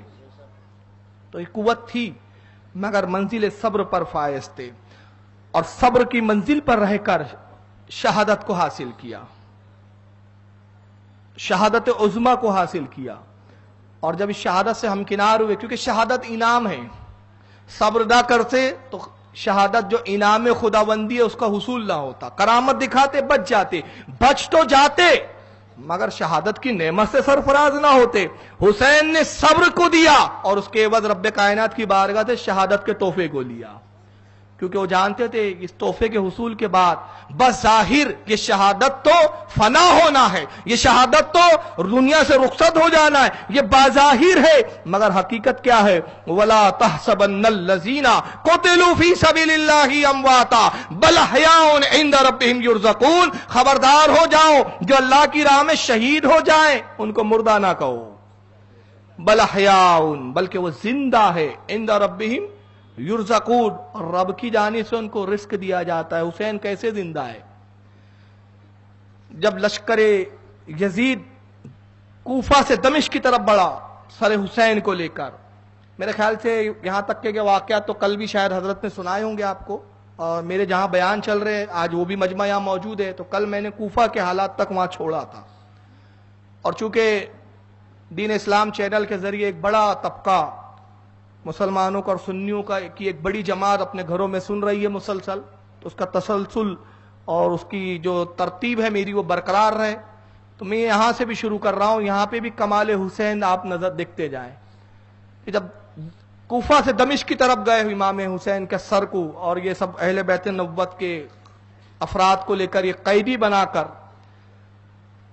جب دمشق کے بازاروں میں گھوم رہے تھے، سہیل ابن سعد صحابی رسول ہے، اللہ کے رسول کے صحابی ہے، وہ فرماتے، ان کی روایت ہے، کہتے ہیں کہ میں ان دنوں دمشق میں کسی کاروبار کے سلسلے میں آیا تھا، ضعیف ہو چکے تھے اس وقت، ضعیف العمر صحابی تھے۔ इमाम जलालुद्दीन सयूती रहमतुल्लाह ताला अलैह ने शरह सुदूर सफा 88 पर इस वाक़े को लिखा है, और नूरुल अब्सार के अंदर सफा 149 पर इस वाक़े को बयान किया गया। इसके अलावा और भी मुतअद्दिद हवाला जात है। इमाम अली मकाम का सर अक़दस नेज़े पर है, सबसे आगे सर हुसैन है। गोया ऐलान कर रहा है, मैं जब बाज़ाहिर हयात था तब भी सर बुलंद था, बाज़ाहिर जिस्म और सर का ताल्लुक मुनक़ते हो चुका है मैं, मगर अब भी मैं सर बुलंद हूं। कल भी मैं सरदार था, आज भी मैं सरदार हूं। नेज़े पे सबसे बुलंद चले जा रहे हैं हुसैन का सर। सैल इब्न साद कहते हैं कि मैंने दमिश्क के लोगों को देखा कि बड़ी मसरत का इज़हार कर रहे हैं, खुश है, अच्छे लिबास पहने हुए हैं, तो मुझे महसूस हुआ शायद कोई जश्न का दिन है, इनके कोई त्यौहार है यहां पर। फरमाते मैंने पूछा कि क्या बात है, आज ये दमिश्क में इतनी चहल पहल, खुशी का माहौल, ये दमिश्क को सजा दिया गया है, हर जगह ये दमिश्क की सड़कें जगमग जगमग कर रही है, क्या मामला है? कहा यजीद के बागी थे कुछ, यजीद ने मार का सर कर लिया, यजीद की फतेह हुई, बागियों का काफिला उधर से लाया जा रहा है, ये सब अहले दमिश्क उसका दीदार कर रहे हैं, उनको देख रहे हैं और यजीद की जय जयकार कर रहे हैं। आप कहते मैंने देखा कि चलो देखे आखिर ऐसे कौन से बागी है कि जिनके मार्के को सर करने के बाद इतने जश्न का माहौल, कि गोया बहुत बड़ा मार्का से असर कर लिया गया हो। साहिल इब्न साद कहते हैं कि जब मैं उस दरवाजे के करीब पहुंचा, जो शहर का बड़ा दरवाजा था, मैंने वहां हुजूम देखा नेजों पे कुछ सर है, और जब मैं करीब आया मैंने सरे हुसैन को देखा तो मैंने पहचान लिया ये तो नवासे रसूल का सर अक़दस है। मैंने कहा अफसोस है अहले दमिश्क, ऐ यजीदियो बदबख्तो, नवासे रसूल को तुम बागी कहते हो। मेरे आंखों में आंसू आ गए। फिर मेरी नजर हजरत ज़ैनब पर पड़ी, शेर खुदा की शहजादी पर। करीब पहुंचे, सलाम किया। हजरत ज़ैनब इरशाद फरमाती है, आप कौन है? इस दमिश्क में कोई हमारा पुरसान हाल नहीं, हाल यह है कि लोग हमें नफरत से देखते हैं, लान तान करते हैं, बुरा भला कहते हैं, फैशगोइयां करते हैं। आप पहले फर्द है जिन्होंने हमें इतने अदब से सलाम किया है। आप कौन हैं? कहा बीबी मैं आपके मकाम और मर्तबे को अच्छे से जानता हूं, मैं आपके नाना रसूलुल्लाह का एक अदना सहाबी हूं। साहिल इब्न साद मुझे कहते हैं, मैं आपकी खिदमत क्या कर सकता हूं। अफसोस कि इन बदबख्तों ने खानदाने नब्वत के चमन को उजाड़ दिया, खानदाने नब्वत को तबाह बर्बाद कर दिया, नस्ले इमाम अली मकाम को खत्म कर दिया। ऐ बीबी अगर मैं जवां होता तो इनसे लड़ता, मुकाबला करता, हत्ता कि खुद शहादत से सरफराज हो जाता, मगर कमजोर और नातवानी इसकी इजाजत नहीं देती। कुछ हुक्म फरमाइए कि मैं आपके साथ अच्छा सलूक करूं। हजरत ज़ैनब फरमाती है कि रसूलुल्लाह के साहबी, हमारे नाना के साहबी, अगर आप कुछ कर सकते तो इतना कीजिए, ये सरे हुसैन जो हमारे साथ साथ चल रहा है, इसके सबब से लोग हुसैन को भी देखते हैं, फिर हमें देखते हैं, हमारी बेपर्दगी होती है। आप सरे हुसैन को या तो हमसे आगे करवा दीजिए या पीछे करवा दीजिए, ताकि लोग इमाम अली मकाम के सर की तरफ मुतवज्जे हो जाए और हमारा पर्दे का लिहाज रह जाए, हम महफूज हो जाए। आप गए, जो नेजा बरदार था, जो नेजा पकड़े चल रहा था, और उस नेजे पे इमाम अली मकाम का सर अक़दस था, उसके करीब आए, कहा कि मैं एक अमीर ताजिर हूं, एक गुजारिश है, तो जितनी चाहे, मेरे पास बड़ी दौलतों का अंबार है, वो सब जो कुछ मेरे पास रखा मैं ले। मेरी गुजारिश ये कि सरे हुसैन को या तो आगे ले जा इस काफिले से या पीछे ले। उसने कहा नौजवान, ऐ शख्स, अजीब शख्स है तू, इतनी सी बात के लिए पैसे देना चाहता है। कहा तू नहीं समझेगा, ये मेरा काम कर दे। उसने कहा लाओ पैसे देते हो तो कर देता हूं। साहिल इब्न साद के बाद जितना माल था वो सब उस खबीस को दे दिया।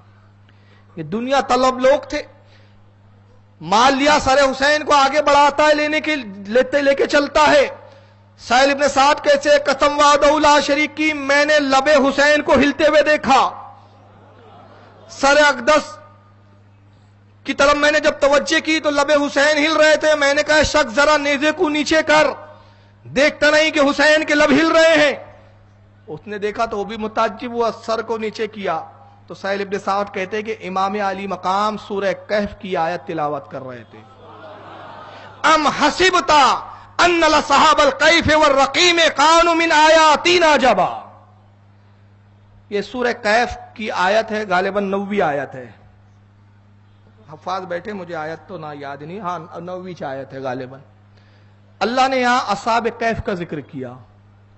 اللہ فرماتا ہے کہ اے محبوب آپ کو معلوم ہوا، ام حسبتا، آپ نے جانا، آپ کو معلوم ہوا، انا اصحاب الکہف والرقیم، جو کھو والے ہیں اور جو جنگل کے کنارے والے ہیں، کانوا من آیاتنا عجبا، اللہ کی عجیب نشانیوں میں سے ہے، اللہ کی ایک عظیم نشانی ہے. وہ اصحاب کہف کون تھے؟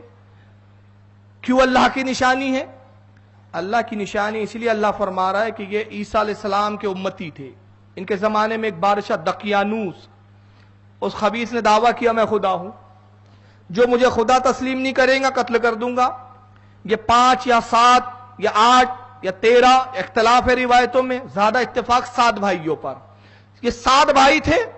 ایمان بچانے کی خاطر انہوں نے اپنے شہر سے ہجرت کی کہ اس بکواس نابیکار بادشاہ کو ہم خدا تسلیم نہیں کریں گے، مگر یہاں رہیں گے اور اس کو خدا نہیں مانیں گے قتل کر دیں گا.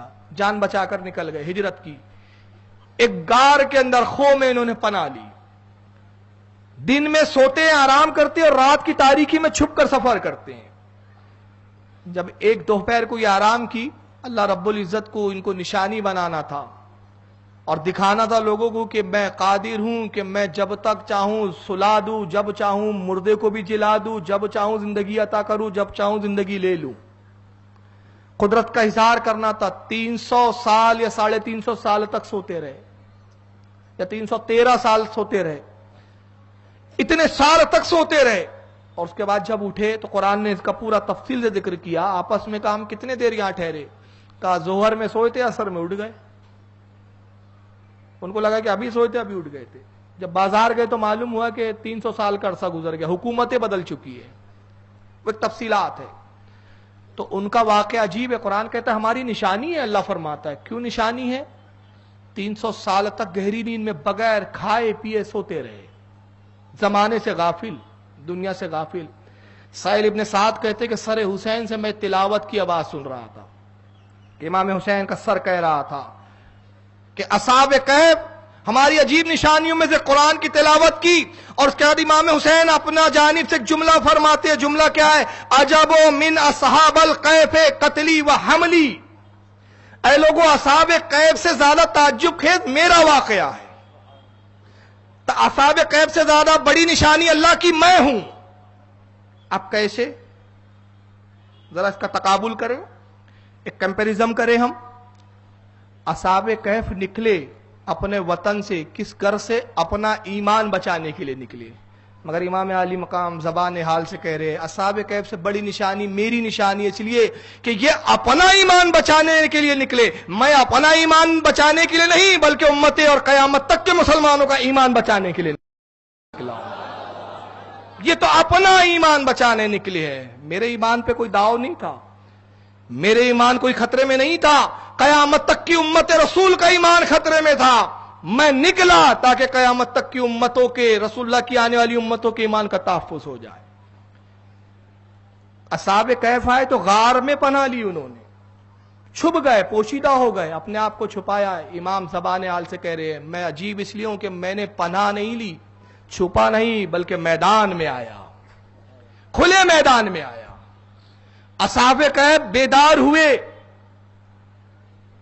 اصحاب کہف جب نکلے تو اہل بیت ساتھ میں نہیں تھے، تنہا تھے، بیویوں کی فکر نہیں تھی، بچوں کی فکر نہیں تھی. مگر امام عالی مقام جب نکلے ہیں تو اپنے خاندان کے ساتھ نکلے. اپنے بعد بیویوں کی بھی فکر ہے، بچوں کی بھی فکر ہے، مگر ان ساری فکروں سے بے نیاز امت محمدیہ کی سب سے زیادہ فکر ہے. میری نشانی عجیب ہے ان سے. 300 سال کے بعد اصحاب کہف بیدار ہوئے. کس عالم میں بیدار ہوئے؟ انتقال نہیں ہوا تھا، روح اور جسم کا تعلق منقطع نہیں ہوا تھا. روح اور جسم کا تعلق سلامت تھا، موجود تھا، جڑا ہوا تھا. اور انہوں نے کلام کیا، گفتگو کی. ہم کتنا ٹھہرے، ظہر میں سویا، عصر میں اٹھ گئے. جب وہ کلام کر رہے تھے تو جسم تھے، جب کلام کر رہے تھے تو روح موجود تھی. مگر میری ذات کو دیکھو، میں اس وقت کلام کر رہا ہوں کہ جسم کربلا میں ہے اور سر نیزے پہ دمشق میں ہے. جسم پہ گھوڑے دوڑا کے اس کو ریزہ ریزہ کر دیا گیا ہے، مگر میں تب بھی کلام کر رہا ہوں، اور کلام کر کے دو باتیں بتا رہا ہوں کہ قرآن کی اس آیت کی اگر تصدیق چاہتے ہو، قرآن کی اس آیت کی زندہ تصویر دیکھنا چاہتے ہو، وَلَا تَحْسَبَنَّ الَّذِينَ قُتِلُوا فِي سَبِيلِ اللَّهِ أَمْوَاتًا بَلْ أَحْيَاءٌ عِندَ رَبِّهِمْ يُرْزَقُونَ، خبردار ہو جاؤ، جو اللہ کی راہ میں شہید ہو جائے انہیں مردہ نہ کہو، وہ زندہ ہے۔ اگر شہیدوں کی زندگی دیکھنا ہے تو مجھے دیکھو کہ کتنا زندہ ہوں، جسم کا تعلق دھڑ سے نہیں ہے، سر کا تعلق دھڑ سے نہیں ہے، گفتگو کر رہا ہوں، زندہ ہوں۔ اور دوسرا، میں کلام کیوں پڑھ رہا ہوں؟ نانا نے کہا تھا انی تارکن فیکم الثقلین اولہما کتاب اللہ و اہل البیت، دو چیزیں تم میں چھوڑ رہا ہوں، ایک اللہ کی کتاب اور اہل بیت۔ اور ایسے ساتھ میں ہوں گے، یہ ایسے ساتھ میں ہوں گے کہ نہ قرآن اہل بیت سے الگ ہوں گا، نہ اہل بیت قرآن سے الگ ہوں گا۔ دیکھ لو، تم سمجھ رہے ہو کہ مجھے فنا کر دیا گیا ہے، میرے سر کو تن سے جدا کر دیا گیا ہے، میرا سر تن سے جدا ضرور ہے، مگر قرآن اب بھی مجھ سے جدا نہیں ہوا ہے، نہ میں قرآن سے جدا ہوا ہوں۔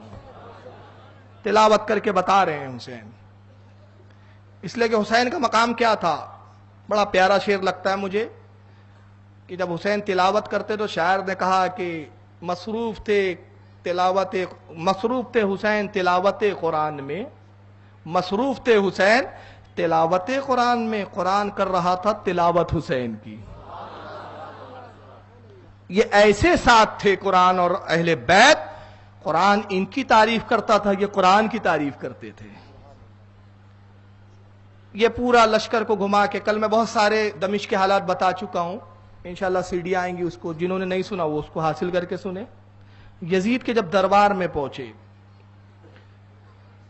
تو اب آئیے حوالوں کے ساتھ میں یہاں سے گفتگو کروں گا، کیونکہ کچھ لوگوں کو غلط فہمی ہے کہ بریلیوں کے پاس قصے ہے۔ میں نے کہا آؤ پیارے ہنر آزمائے، تو تیر آزما ہم جگر آزمائے۔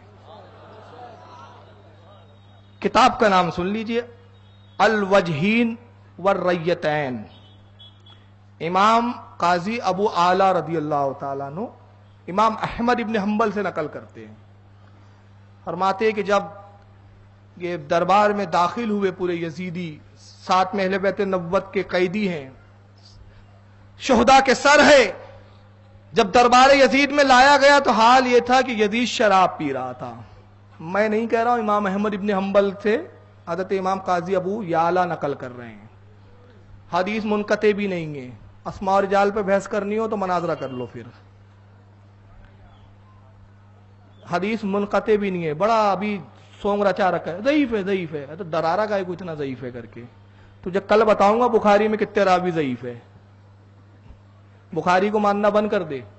کل بتاؤں گا کتنے نازبی ہے بخاری کے راوی، کتنے قدری ہے نا راوی، کتنے شیعہ ہے بخاری میں بھی راوی۔ بخاری کا تو بہت سونگ رچا رکھا ہے تم نے، کل بتاؤں گا، حوالے سے بتاؤں گا۔ شراب پی رہا تھا یزید، اور امام احمد ابن حنبل فرماتے کہ جب اس کو خبر دی گئی، دو تین روایتیں، ایک یہ کہ اس نے پہلے افسوس کا اظہار کیا، پھر خوش ہوا، پھر رویا، نوٹنکی بات تھا، نوٹنکیاں بھی کی اس نے۔ کہ ابن زیاد پر اللہ کی لعنت ہو، میں نے حسین کو قتل کرنے کے لیے کب کہا تھا، حسین کو گرفتار کر لیتا۔ مکاری کا، مکر و فریب کا پیکر تھا یزید، کبھی روتا ہے، کبھی ہنستا ہے، کبھی خوش ہوتا ہے، جیسا ماحول جیسا دیش ویسا بھیس۔ مگر امام قاضی ابو یعلا رضی اللہ تعالیٰ نے امام احمد سے کہتے ہیں کہ وہ شراب پی رہا تھا اور نشے میں وہ شعر گنگنا رہا تھا۔ اب شعر کیا تھے، عربی میں شعر لکھا ہے، اس کا مفہوم بتا رہا ہوں۔ اپنی بیوی کو مخاطب کر کے وہ شعر میں کہتا ہے، اے ام حمیر، یہ اس کی بیوی کی کنیات ہے، اے ام حمیر، اگر میرا انتقال ہو جائے تو شوق سے نکاح کرنا، اس لیے کہ مرنے کے بعد دوبارہ زندگی نہیں ہے، معاذ اللہ، یہ کفر ہے اس کا، مرنے کے بعد دوبارہ اٹھایا جانا نہیں ہے۔ اور کہتا ہے کہ میں پچھلی شریعتوں پہ نظر ڈالتا ہوں تو یہاں سے لے کر وہاں تک ہر شریعت میں مجھے شراب حلال نظر آتی ہے، ہر شریعت میں مجھے شراب حلال نظر آتی ہے سوائے محمد کی شریعت کے، لہذا شراب خوب پی، اپنے آپ کو شعر میں مخاطب کر رہا ہے، شراب خوب پی کہ اس میں سرور ہے، اس میں مستی ہے اور مزہ ہے، جس نے نہیں پیا وہ کیا جانے کہ شراب کیا چیز ہے۔ اور تیسرا وہ کہتا ہے، تیسرا شعر کا جو اس کا مفہوم ہے، قیامت کی باتیں فضول ہے. قیامت کی باتیں میرے سامنے نہ کہو کہ اس سے دل بیکار ہو جاتا ہے, اس سے دل مردہ ہو جاتا ہے. قیامت کا انکار, شراب کی حلت کا اقرار, پھر اس کے بعد آخرت میں اٹھائے جانے کا انکار, یہ تمام چیزوں سے امام احمد ابن حنبل استدلال کرتے کہ یزید کے کفر پر, کافر ہونے پر یہ سری چیزیں ہیں, اس بنا پہ اس کو کافر کہتے ہیں. البدایہ والنہایہ کے اندر جلد نمبر 8 ابن کثیر انہی کے گھر کے مولانا ہیں, ابن تیمیہ کے شاگرد ہیں. البدایہ والنہایہ میں علامہ ابن کثیر جلد نمبر 8 صفحہ 192 اور الصواعق المحرکہ امام علامہ ابن حجر الہیثمی المکی الشافعی رضی اللہ تعالیٰ صفحہ نمبر 218 پر, اور ابن عساکر جو حدیث کے محدث ہے, یہ اپنی تاریخ میں بیان کرتے ہیں کہ اس نے ایک شعر پڑھا یزید نے, کہا کہ اے میرے بزرگوں تمہاری روحیں کہاں ہیں, اگر آج تم ہوتے تو تمہارا دل ٹھنڈا ہو جاتا, خوش ہو جاتے کہ میں نے آج جو اپنے خاندان کے بدر میں قتل ہوئے تھے ان کا بدلہ حسین کے خاندان کو تباہ کر کے لے لیا ہے. یہ سارے وہ چیزیں ہیں جو اس کے کفر پر دلالت کرتی ہیں. لکھنے والے بھی انہی کے آنکھیں, ابن کثیر تو انہی کے آنکھیں ہیں. اہل بیت نبوت سے پہلے سروں کو لایا گیا, ایک ایک سر یزید کے سامنے رکھا جاتا ہے. ہر سر کے بارے میں یزید پوچھتا ہے کس کا سر ہے, حبیب ابن مظاہر کا, رکھو. کس کا سر ہے, زہیر ابن قین کا, رکھو. کس کا سر ہے, یہ عبداللہ کا ہے, یہ عمر کا ہے, یہ عثمان کا ہے, یہ علی کے بیٹے ہیں, یہ عقیل کے بھائی ہے, یہ عقیل کے بیٹے ہیں, یہ ان کا ہے, یہ عباس کا ہے, یہ اس کا ہے. سر حسین لایا گیا, کہا میرے قدموں کے پاس رکھو. سر حسین کو اس بدبخت کے قدموں پہ رکھا. سر یزید کے قدموں میں اہل بیت نبوت کی خواتین جیسی محل میں داخل ہوتی ہے, فاطمہ بنت حسین, سکینہ بنت حسین, یہ بچیاں امام علی مقام کی تھی کربلا میں, جیسے ہی اپنے بابا کے سر کو یزید کے قدموں میں دیکھا بے چین ہو گئی, دھاڑے مار کے رونا شروع کیا. یزید چیختا ہے ان بچیوں کو خاموش کراؤ. ہاتھ میں چھڑی تھی اس کے. ابھی ایک پروگرام ہوا آپ ہی کے علاقے میں, خبریں آ جاتی ہے برابر اپنے پاس. اس میں ایک بیوقوف نے پتہ نہیں کون سی کتاب پڑھی, بولتا ہے یہ جو یزید نے امام حسین کی دانتوں پہ چھڑی ماری کسی روایت سے ثابت نہیں ہے. ایسا معلوم ہو رہا ہے بڑے محقق کے دورہ ہیں, بالکل محدث زمانہ ہے, بخاری, امام بخاری سے پڑھ کر آ رہے ہیں ابھی سیدھا. بیٹا تمہارے پاس سرمایہ ہے کتنا, کتنی پونجی پہ کرتے ہو تم؟ ابن تیمیہ سے تمہاری حد شروع ہوتی ہے اور عبد الوہاب نجدی پہ ختم ہو جاتے ہو ہی کتنے تم؟ تمہاری رینج ہے کتنی؟ یہاں سے شروع یہاں ختم.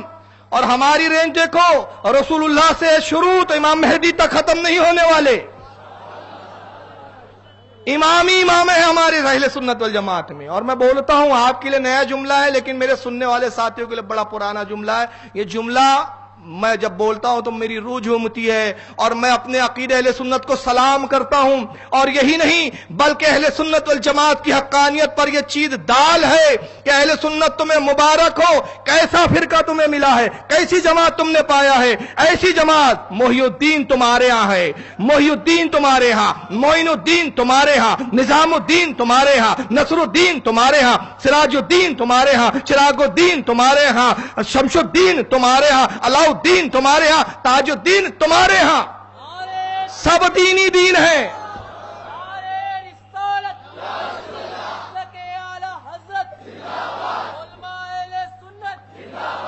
یہاں سے لے کر وہاں تک سب دینی دین ہمارے پاس.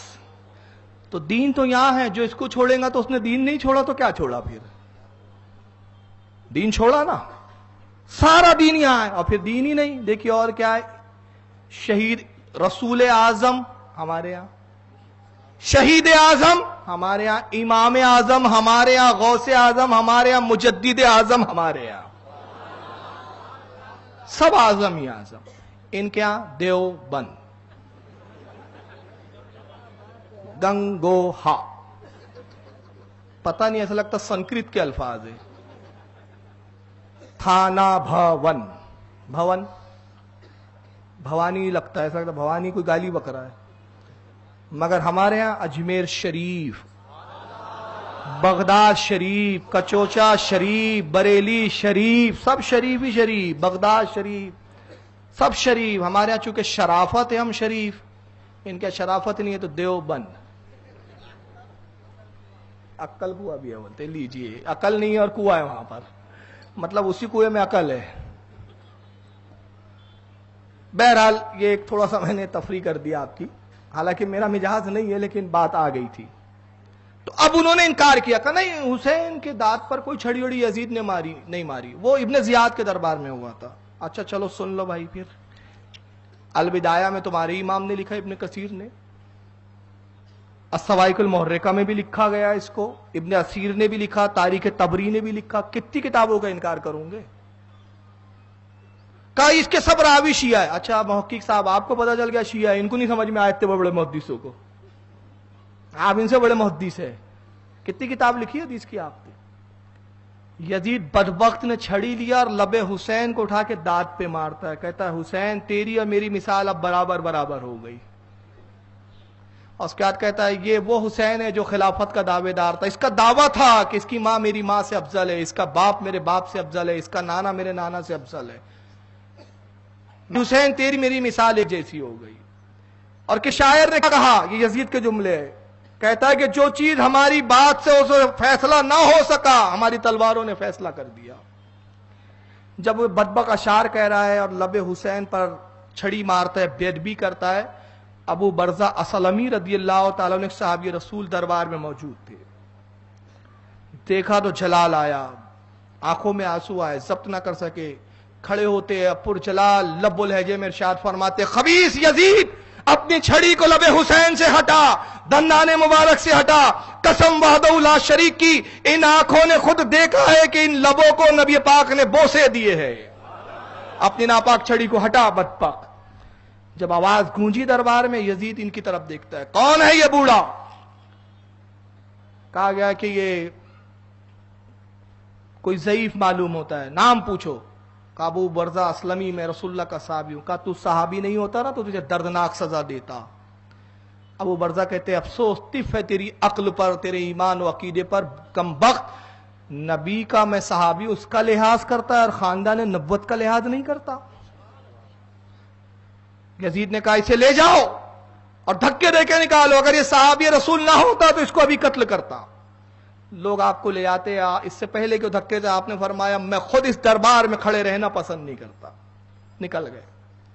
کنیزوں کے درمیان میں حضرت زینب موجود ہے، عام کپڑے میں پہنے تھے تاکہ کچھ کوئی لوگ سمجھے نہیں کہ یہ شہزادی کونین کی شہزادی ہے۔ یزید نے تعارف پوچھا، یہ عورتیں کون ہیں؟ اور یہ بیچ میں جو ایک خاتون ہے جس کو کچھ کنیزیں گھیری بھی، یہ کون ہے؟ ایک سپاہی نے تعارف پیش کیا، کہتا ہے کہ یہ امیر المومنین، استغفر اللہ، یہ علی کی بیٹی زینب ہے، حسین کی بہن ہے۔ کہا کنیزوں ہٹو تاکہ میں دیکھوں۔ کنیزیں ہٹتی ہے، اس کے بعد یہ بدبخت ایک آیت پڑھتا ہے قرآن کی، کہتا ہے زینب دیکھا اپنے بھائی کا انجام، اگر وہ میرے مقابلے میں کھڑا نہ ہوتا تو یہ انجام کو نہ پہنچتا۔ سچ کہا اللہ وحدہ لا شریک نے، وہ تو عزت و منتشا وہ تو ذلت و منتشا، اللہ جس کو چاہتا ہے عزت دیتا ہے، جس کو چاہتا ہے ذلت دیتا ہے۔ اللہ نے آج حسین کے ذریعے مجھے عزت دی اور میرے ذریعے معاذ اللہ ثم معاذ اللہ حسین کو ذلت دی، استغفر اللہ۔ قربان جائیے علی کی شہزادی پر، فصاحت و بلاغت اس خاندان کا ورثہ تھی، یہاں سے نکلے ہیں جنہوں نے ان قطروں کو پا لیا، وہ اپنے زمانے کا فصیح و بلیغ خطیب ہوا ہے، اس خاندان سے صدقے بٹے ہیں فصاحت و بلاغت کے۔ کیا جواب دیا شہزادی کونین کی شہزادی نے؟ کہا یزید خاموش، تو قرآن پڑھتا ہے مگر سمجھتا نہیں۔ اب جب وہ نہیں سمجھ سکا تو ان کی اولادیں کیا سمجھیں گی؟ اب بھائی نہیں سمجھ سکے تھے۔ کہا یزید خاموش، تو قرآن پڑھتا ہے سمجھتا نہیں، بے شک رب کائنات نے سچ فرمایا، وہ جسے چاہتا ہے عزت دیتا ہے، جسے چاہتا ہے ذلت دیتا ہے، مگر وہ جس کے ذریعے ذلت اور عزت دیتا ہے وہ کون ہے؟ وہ اہل بیت ہے، ہم ہے وہ۔ जिनके जरिए जिसको चाहता इज्जत देता है। अफसोस कि जिन्होंने हमारी मोहब्बत का हक अदा किया, हमारे जरिए इज्जत पाली और जन्नत के हकदार हुए, और जिन्होंने हमें हकीर जाना वो जलील हुए और जहन्नम के हकदार हो गए। वो हमारे जरिए इज्जत और जिल्लत देता है, वो हम है, वो दस्ते कुदरत हम है। यजीद तलमला गया, जवाब नहीं था उसके पास। कहता है ज़ैनब वाकई तू अली की बेटी है, अली की फसाद का जवाब नहीं, तेरी फसाद का भी मैं जवाब नहीं दे सकता। हजरत सकीना पे नजर पड़ती है इस बदबक की, जो हजरत ज़ैनब के पीछे छुपी हुई है, बीच बीच में थोड़ा झांक झांक के यजीद को देखती है। कहा ये कौन बच्ची है जो झांक रही है, बार बार देखती है। ऐ ज़ैनब हट जरा, उस बच्ची से मैं कुछ बात करूं। हजरत ज़ैनब थोड़ी खसकती है, सकीना खड़ी हुई है। पूछता है ए बच्ची कौन हो तू? सकीना खामोश। ए बच्ची अपना तारुफ बता, क्या नाम है तेरा? हजरत सकीना फिर भी खामोश। फिर पूछता है क्या गूंगी है, बोलती नहीं? इमाम ज़ैनुल आबदीन की भर्राई हुई आवाज उभरती है। कहा बदबख्त यजीद, देखता नहीं ये मेरी बहन सकीना है और इसके गले में इतनी फंदे की रस्सी लगाई गई है, इतनी सख्त रस्सी है कि इससे बोला नहीं जाता। इसकी रस्सी ढीली कर तो कुछ बात करे, कुछ कलाम करे। एक सिपाही को इशारा करता है जाओ रस्सी इसकी ढीली करो, गले में जो रस्सी बंधी है। जैसी सिपाही गया, हजरत सकीना तेजी से दौड़ी और इमाम ज़ैनुल आबदीन के पीछे आके छुप जाती है। इमाम ज़ैनुल आबदीन वहीं से फरमाते खबरदार रुक जा बदबख्त, ये शहजादी कौनैन की बच्ची है, ये अली की खानदान की ये फर्द है, ये अली की पोती हुसैन की बेटी है, ये मर जाएंगी मगर किसी गैर महरम का हाथ अपने जिस्म पे लगने नहीं देंगी। रुक जा वहीं, बाज आ जा बदबख्त। सिपाही कहता है ज़ैनुल आबदीन तू रस्सी को ढीला कर। कहा पहले मेरे हाथ की रस्सियों को ढीला करो। ज़ैनुल आबदीन भी रस्सियों में और हथकड़ियों में जकड़े थे, इस आलम में लाया गया था और रस्सियों को खोला गया। इमाम ज़ैनुल आबदीन ने हज़रत सकीना की रस्सी को ढीला किया। फातिमा बिन्त हुसैन आपकी एक बेटी है इमाम अली मकाम की, ये भी पीछे हज़रत ज़ैनब के खड़ी हुई है। बहुत हसीन और जमील खूबसूरत थी, और यहां तक मौरखीन लिखते हैं कि खातून जन्नत का परतव थी ये। चूंकि खातून जन्नत की हमशबी थी, इसलिए इमाम अली मकाम ने अपनी बेटी का नाम भी फातिमा रखा था। फातिमा बिन्त हुसैन इमाम अली मकाम की दूसरी शहजा साहबजादी, हजरत सकीना से उम्र में बड़ी थी। एक शामी उस महल में दाखिल होता है। शामी एक मार का सरकर आया था, एक जंग से फतेयाब आया था। यजीद ने तलब किया था इनाम और इकराम देगा करके। दास्तान सुनाने आया था, खबरें सुनाने आया था कि अमीर जो बगावत शाम के उस इलाके में हुई है वो दबा आया हूं, उस शहर की बगावत को खत्म कर दिया हूं। दरबार में खड़ा हुआ था और ये सब कैदियों वगैरह का मंजर देख रहा था। बार बार उसकी निगाह फातिमा बिन्त हुसैन की तरफ उड़ जाती। ये आगे बढ़ता और माज़ अल्लाह कहता यजीद ये लौंडी, ये कनी जो ये मुझे दे दे। अगर तू इनाम देना चाहता है तो मुझे सोना चांदी कुछ नहीं चाहिए, बतौर इनाम ये लौंडी मुझे दे दे। माज़अल्लाह अस्तग़फिरुल्लाह। बस हज़रत फातिमा बिन्त हुसैन ने जैसी ये जुमले सुने तड़प गई, अपनी फूफी ज़ैनब के पीछे छुपती है और उनके दुपट्टे से अपने चेहरे को छुपाया, रोते कहती है फूफी जान क्या अहले बैत नब्वत की शहजादियों के इतने बुरे दिन आ गए, इतने बदतर दिन आ गए कि अब हम कनीज़ें भी बनाई जाएंगी, अब हमें लौंडिया भी बनाया जाएगा। हज़रत ज़ैनब फरमाती नहीं बच्ची ये हरगिज ना हो सकेगा। ऐ यजीद खामोश हो जा, तू हरगिज हरगिज अहले बैत की शहजादियों को तू कनीज नहीं बना सकता, लौंडी नहीं बना सकता, इसलिए कि शरीयत इस्लामिया में हराम है। जब ये सख्ती से कहा तो यजीद झलझलाता है, चिड़चिड़ाहट में आता है और कहता है ज़ैनब चुप हो जा, मुझे इख्तियार है, मैं बादशाह वक्त हूं, मैं चाहूं तो मैं ऐसा कर सकता हूं। मैं चाहूं तो फातिमा को जिसको चाहूं हलाल कर दूं, जिसको चाहूं दे दूं। माज़अल्लाह अस्तग़फिरुल्लाह। हज़रत ज़ैनब फिर जवाब देती है बुलंद आवाज के साथ यजीद खामोश हो जा खबीस, अगर तेरा यही इरादा है तो सबसे पहले मेरे नाना के दीन को छोड़, उसके बाद ये बात करना। जब तक तू मुसलमानी का दावा किए रखा है बैठा है तू ये नहीं कर सकता। उसने कहा मैं कर सकता हूं। और ऐसे है ना जो दीन का छोड़ने की कहती है तू, दीन तो तेरे बाप और तेरे भाई हुसैन ने छोड़ा था। अस्तग़फिरुल्लाह। میں حوالے بتا دوں، آپ کو لگ رہا ہوں جملے بڑے سخت ہے، یار یزید کیسے بول سکتا ہے، اب ان کی اولادوں کو بڑی تکلیف ہو رہی ہے، ہمارے ابا نے اتنی ساری خرافات کیسے کر ڈالی، ہم تو قسطنطنیہ دنیا کی حدیث کے بل پر پورے جنت تک پہنچانے کے چکر میں ہے۔ تمہاری گھر کی کتاب ہے بھائی، میں تو تمہاری گھر کی حوالے دیتا ہوں۔ پہلی تمہارے گھر کی سن لیجیے، البدایہ والنہایہ، جلد نمبر 8 صفحہ 154، ایک بھی حوالہ نہ ملے، جو چور کی سزا ہو میری سزا، اور قسم خدا کی کہہ رہا ہوں اگر یہ جو حوالے دے رہا ہوں نہ ملے نا، تقریر کرنا چھوڑ دوں گا اس دن سے، جاؤ میدان تمہارے لیے صاف۔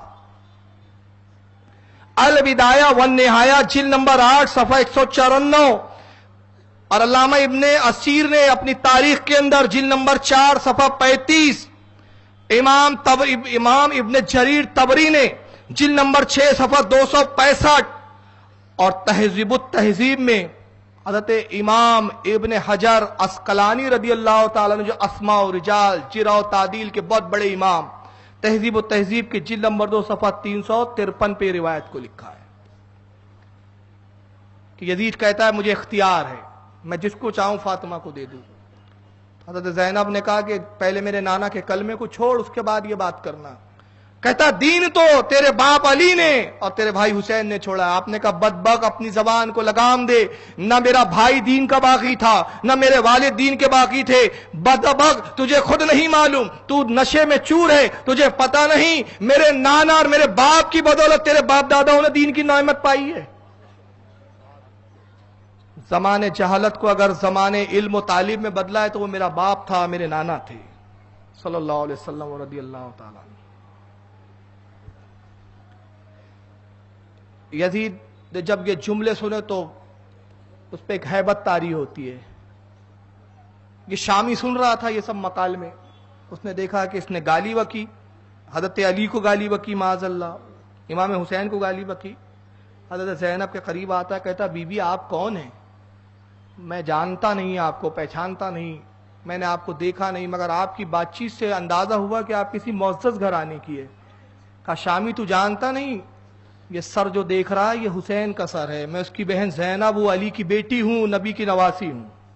بس اس نے جیسی سنا رونے لگا، جناب زینب کے قدموں میں گرتا ہے، اے خاتون جنت کی شہزادی میرے قصور کو معاف کرو، میں تو یہ سمجھ رہا تھا کہ کوئی عام قیدی ہے، یہ کہیں سے قیدی آئے ہیں، اور جو قیدی ہے یہ یہود و نصارہ کے قیدی ہے، مسلمان نہیں، استغفر اللہ، کتنا بڑا جرم عظیم ہو گیا۔ خاندان اہل بیت النبوت کی شہزادیوں کو میں نے کنیز بنانے کی بات کی، للہ مجھے معاف کر دیجئے، خدا کے واسطے مجھے معاف فرمائیے۔ حضرت زینب فرماتی ہے شامی جا ہم نے تجھے معاف کیا، ہم سقی گھرانے کی سقی بیٹیاں ہیں، اپنے بڑے سے بڑے دشمن کو معاف کر دیا کرتے ہیں، جا ہم نے تجھے معاف کیا۔ وہ کہتا ہے شہزادی ایسے نہیں، آپ نے معاف کیا مگر اللہ کی پکڑ باقی ہے، ہو سکتا ہے کہ آپ نے تو معاف کیا اللہ معاف نہ کرے، وعدہ کیجئے کہ قیامت میں آپ ہماری شفاعت کریں گی، قیامت میں ہمیں بخشوائیں گی۔ حضرت زینب فرماتی ہے جا یہ بھی وعدہ کیا کہ بروز قیامت تجھے بخشوائیں گے اور جنت میں لے جائیں گے۔ وہ شامی خوشی کے ساتھ اٹھتا ہے، کہتا ہے یزید اللہ کی کروڑہ لعنت تجھ پر،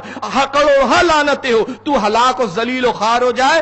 بدبخت خاندان نبوت کو تو نے قید کر لیا اور قید کر کے کنیز بنانے کی بات کرتا ہے۔ جب اس شامی نے لان تان یزید کو شروع کی، یزید جھنجھلاتا ہے، غصے میں آتا ہے، جلاد کو اشارہ دیا تلوار نکال، خنجر نکال، اس بلبک شامی کا سر سے قلم کر دے تن سے۔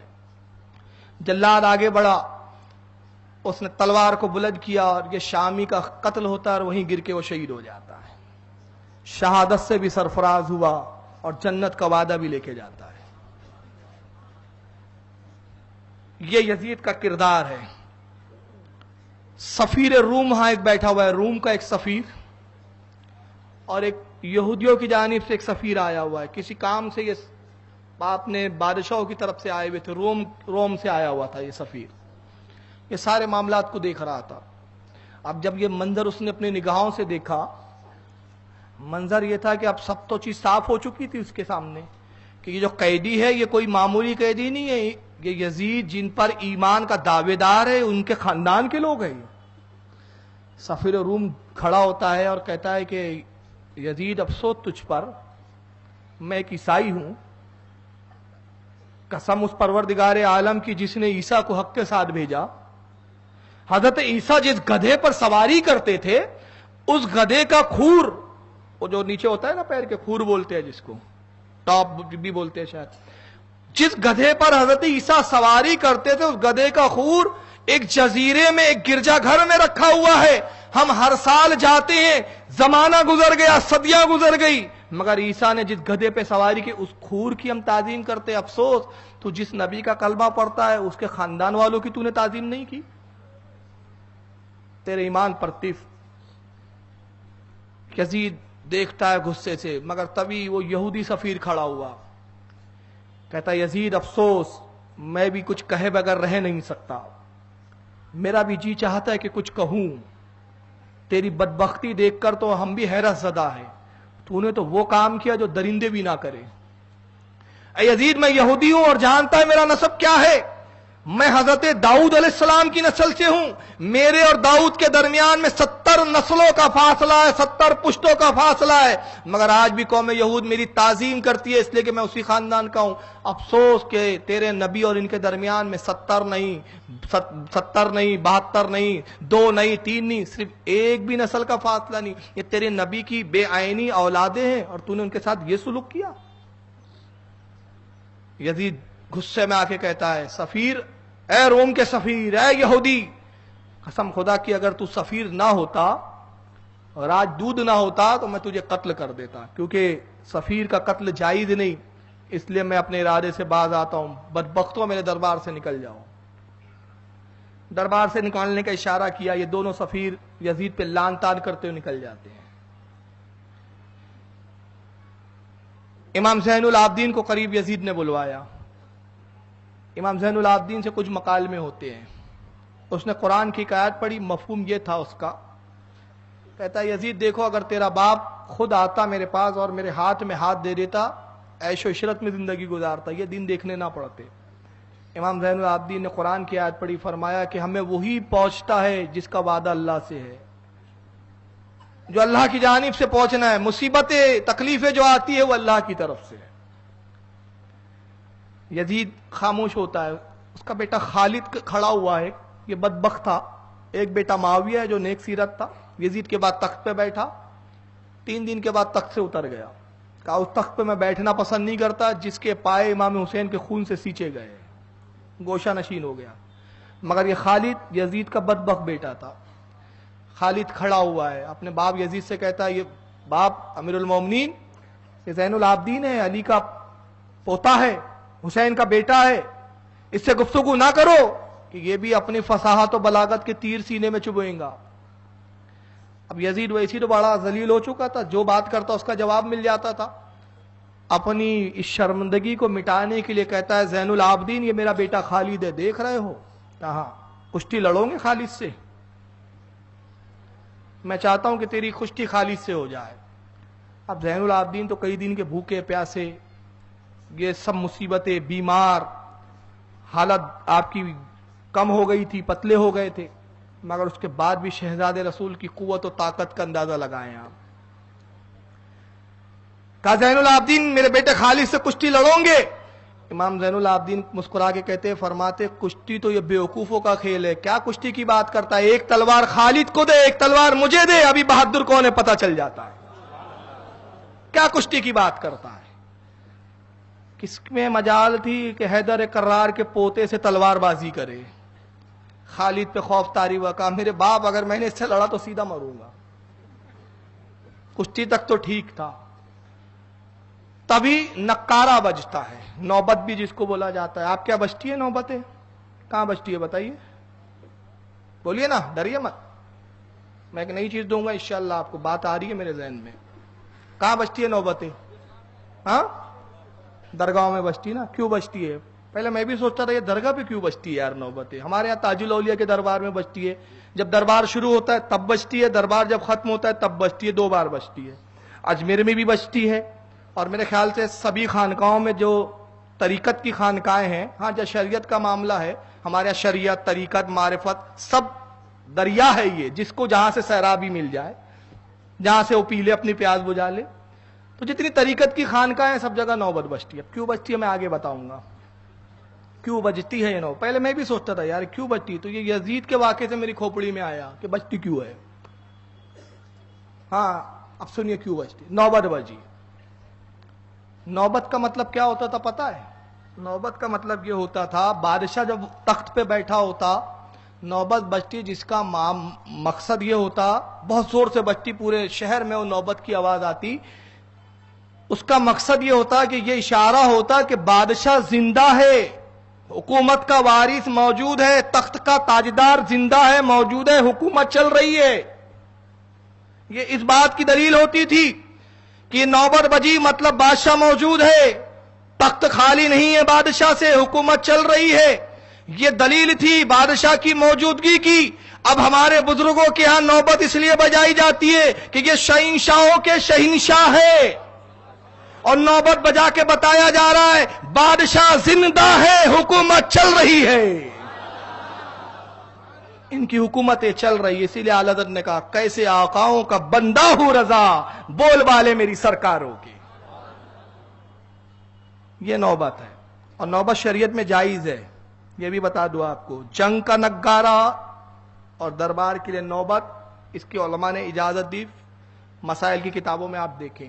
یہ میوزک نہیں ہے، سرور نہیں ہے اس میں، بس ایک بیتو کے انداز میں بجاتے ڈن ڈن ڈن یعنی آواز آئے بس، تو نوبت بج رہی ہے۔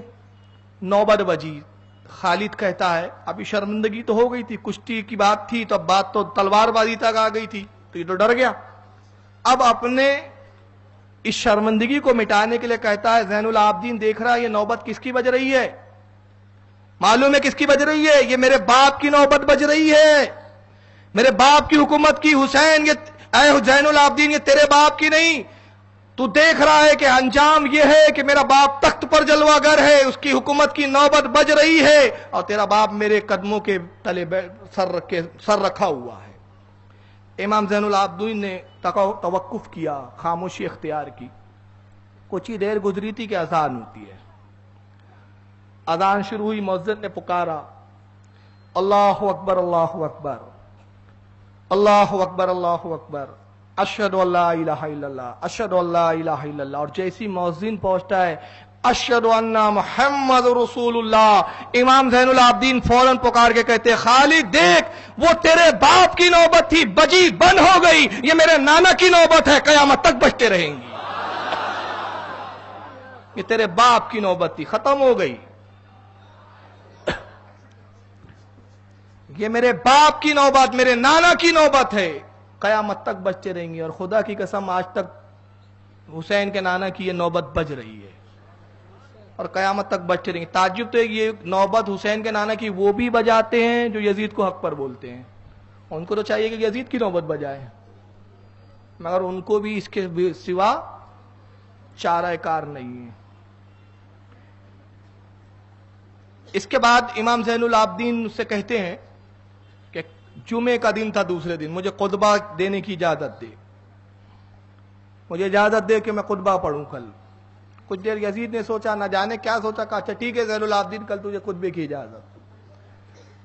شہر میں یہ بات پھیل چکی تھی کہ امام زین العابدین شہزادہ حسین خطبہ دینے والے ہیں، پوری مسجد دمشق کی جامع مسجد کھچا کھچ بھری ہوئی ہے، یزید بھی پہلی صف میں بیٹھا ہوا ہے۔ امام زین العابدین ممبر پہ تشریف لاتے ہیں،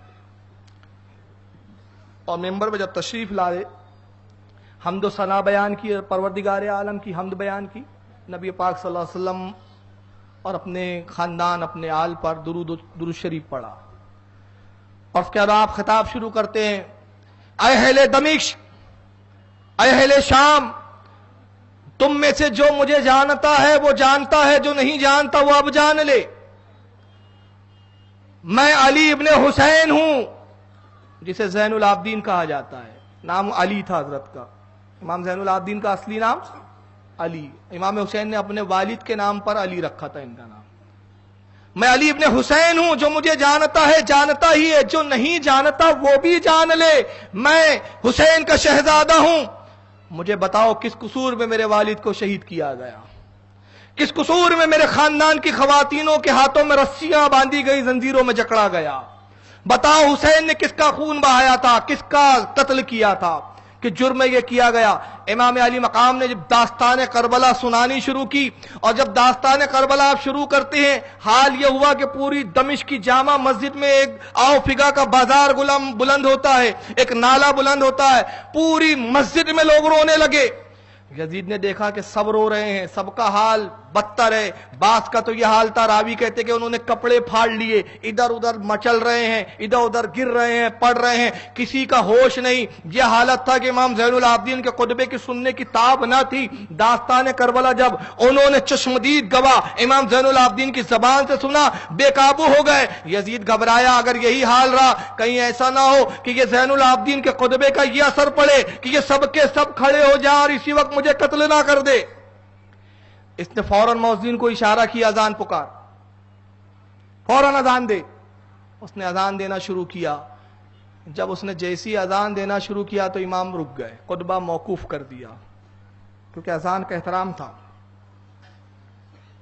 مؤذن نے پکارا، اللہ اکبر اللہ اکبر۔ امام زین العابدین خاموش تھے۔ کہا اشہدو ان لا الہ الا اللہ۔ امام زین العابدین تب بھی خاموش تھے، اور جیسی مؤذن کہتا ہے اشہدو ان محمد رسول اللہ صلی اللہ علیہ وسلم، ویسی امام زین العابدین نے کہا اے مؤذن خدا کا واسطہ رک جا، اے یزید بتا اس نے جس کے نام کا نعرہ بلند کیا یہ نانا تیرا تھا کہ میرا تھا؟ محمد تیرے نانا ہے کہ میرے نانا ہے؟ یزید کے پاس کوئی جواب نہیں تھا۔ کہا بدبخت جن کے نام کے بغیر اذان نہ ہو، جن پر درود نہ پڑھو تو تمہاری نمازیں نہ ہو۔ ہم وہ ہیں کہ جن پر درود پڑھ کے تم اپنی عبادتوں کو مکمل کرتے ہو اور انہی کی نسلوں کو اجاڑتے ہو۔ بس یزید نے جیسی دیکھا بدبخت نے کہ امام زین العابدین نے پھر خطبہ شروع کر دیا ہے، یہ بدبخت نے مؤذن کو اشارہ کیا چپ ہو جا، اقامت پکار۔ اس نے اقامت شروع کر دی اور یہ بدبخت مصلی پہ آ کے نماز شروع کر دیتا ہے۔ امام زین العابدین نے نماز نہیں پڑھی، آپ ممبر پہ بیٹھے ہیں، اس کے پیچھے نہیں پڑھی نماز، اور بتایا کہ بدبختوں کے پیچھے نہیں پڑھی جاتی نماز، نیکوں کے پیچھے پڑھی جاتی ہے، خبیثوں کے پیچھے نہیں پڑھی جاتی۔ جمعہ ختم ہوا، جیسے ہی اس نے سلام پھیرا نماز کا، مسجد میں ایک طوفان بدتمیزی برپا ہوا۔ لوگ یزید پہ لعن طعن کرنے لگے، یزید خبیث تو نے یہ کیا کیا، حسین پاک کو شہید کر دیا، اہل بیت نبوت کے چمن کو اجاڑ دیا، خاتون جنت کے باغ کو ویران کر دیا۔ لوگوں نے لعن طعن شروع کیے، یزید نے قسمیں کھانی شروع کی، کہا کہ ارے مجھے گالیاں کیوں بکتے ہو، یہ سارا قصور کمبخت ابن زیاد کا ہے۔ اب دیکھیے برابر وراثت چلے آ رہی ہے، اس نے بھی سارا مسئلہ جو ہے سارا معاملہ ابن زیاد کے سر پہ ڈالا تو اس کی اولادیں بھی اسی کے سر پہ ڈال رہی ہے، باپ بری۔ اس کے بعد یہ تیزی سے نکلا، سپاہیوں نے اس کو چاروں طرف سے گھیرا اور اس کے محافظ جو تھے یزید کے، اس کو گھیر کر محل کی طرف لے جاتے ہیں۔ یزید نے حکم نافذ کیا، شہر بھر میں کرفیو نافذ کر دیا جائے، اندیشہ ہے کہ بغاوت نہ پھیلے، جہاں کوئی چند لوگ گروہوں میں کھڑے ہو گرفتار کر لیا جائے۔ ظالم سپاہی بکھر گئے، اور اس نے کیا کیا اب ذرا حوالہ بھی سن لے، میں حوالے سے بات کر رہا ہوں۔ مراج البحرین فی فوائد المشرقین والمغربین، یہ کتاب کا نام ہے، عربی زبان میں ہے۔ کیا نام ہے؟ مراج البحرین فی فوائد المشرقین والمغربین۔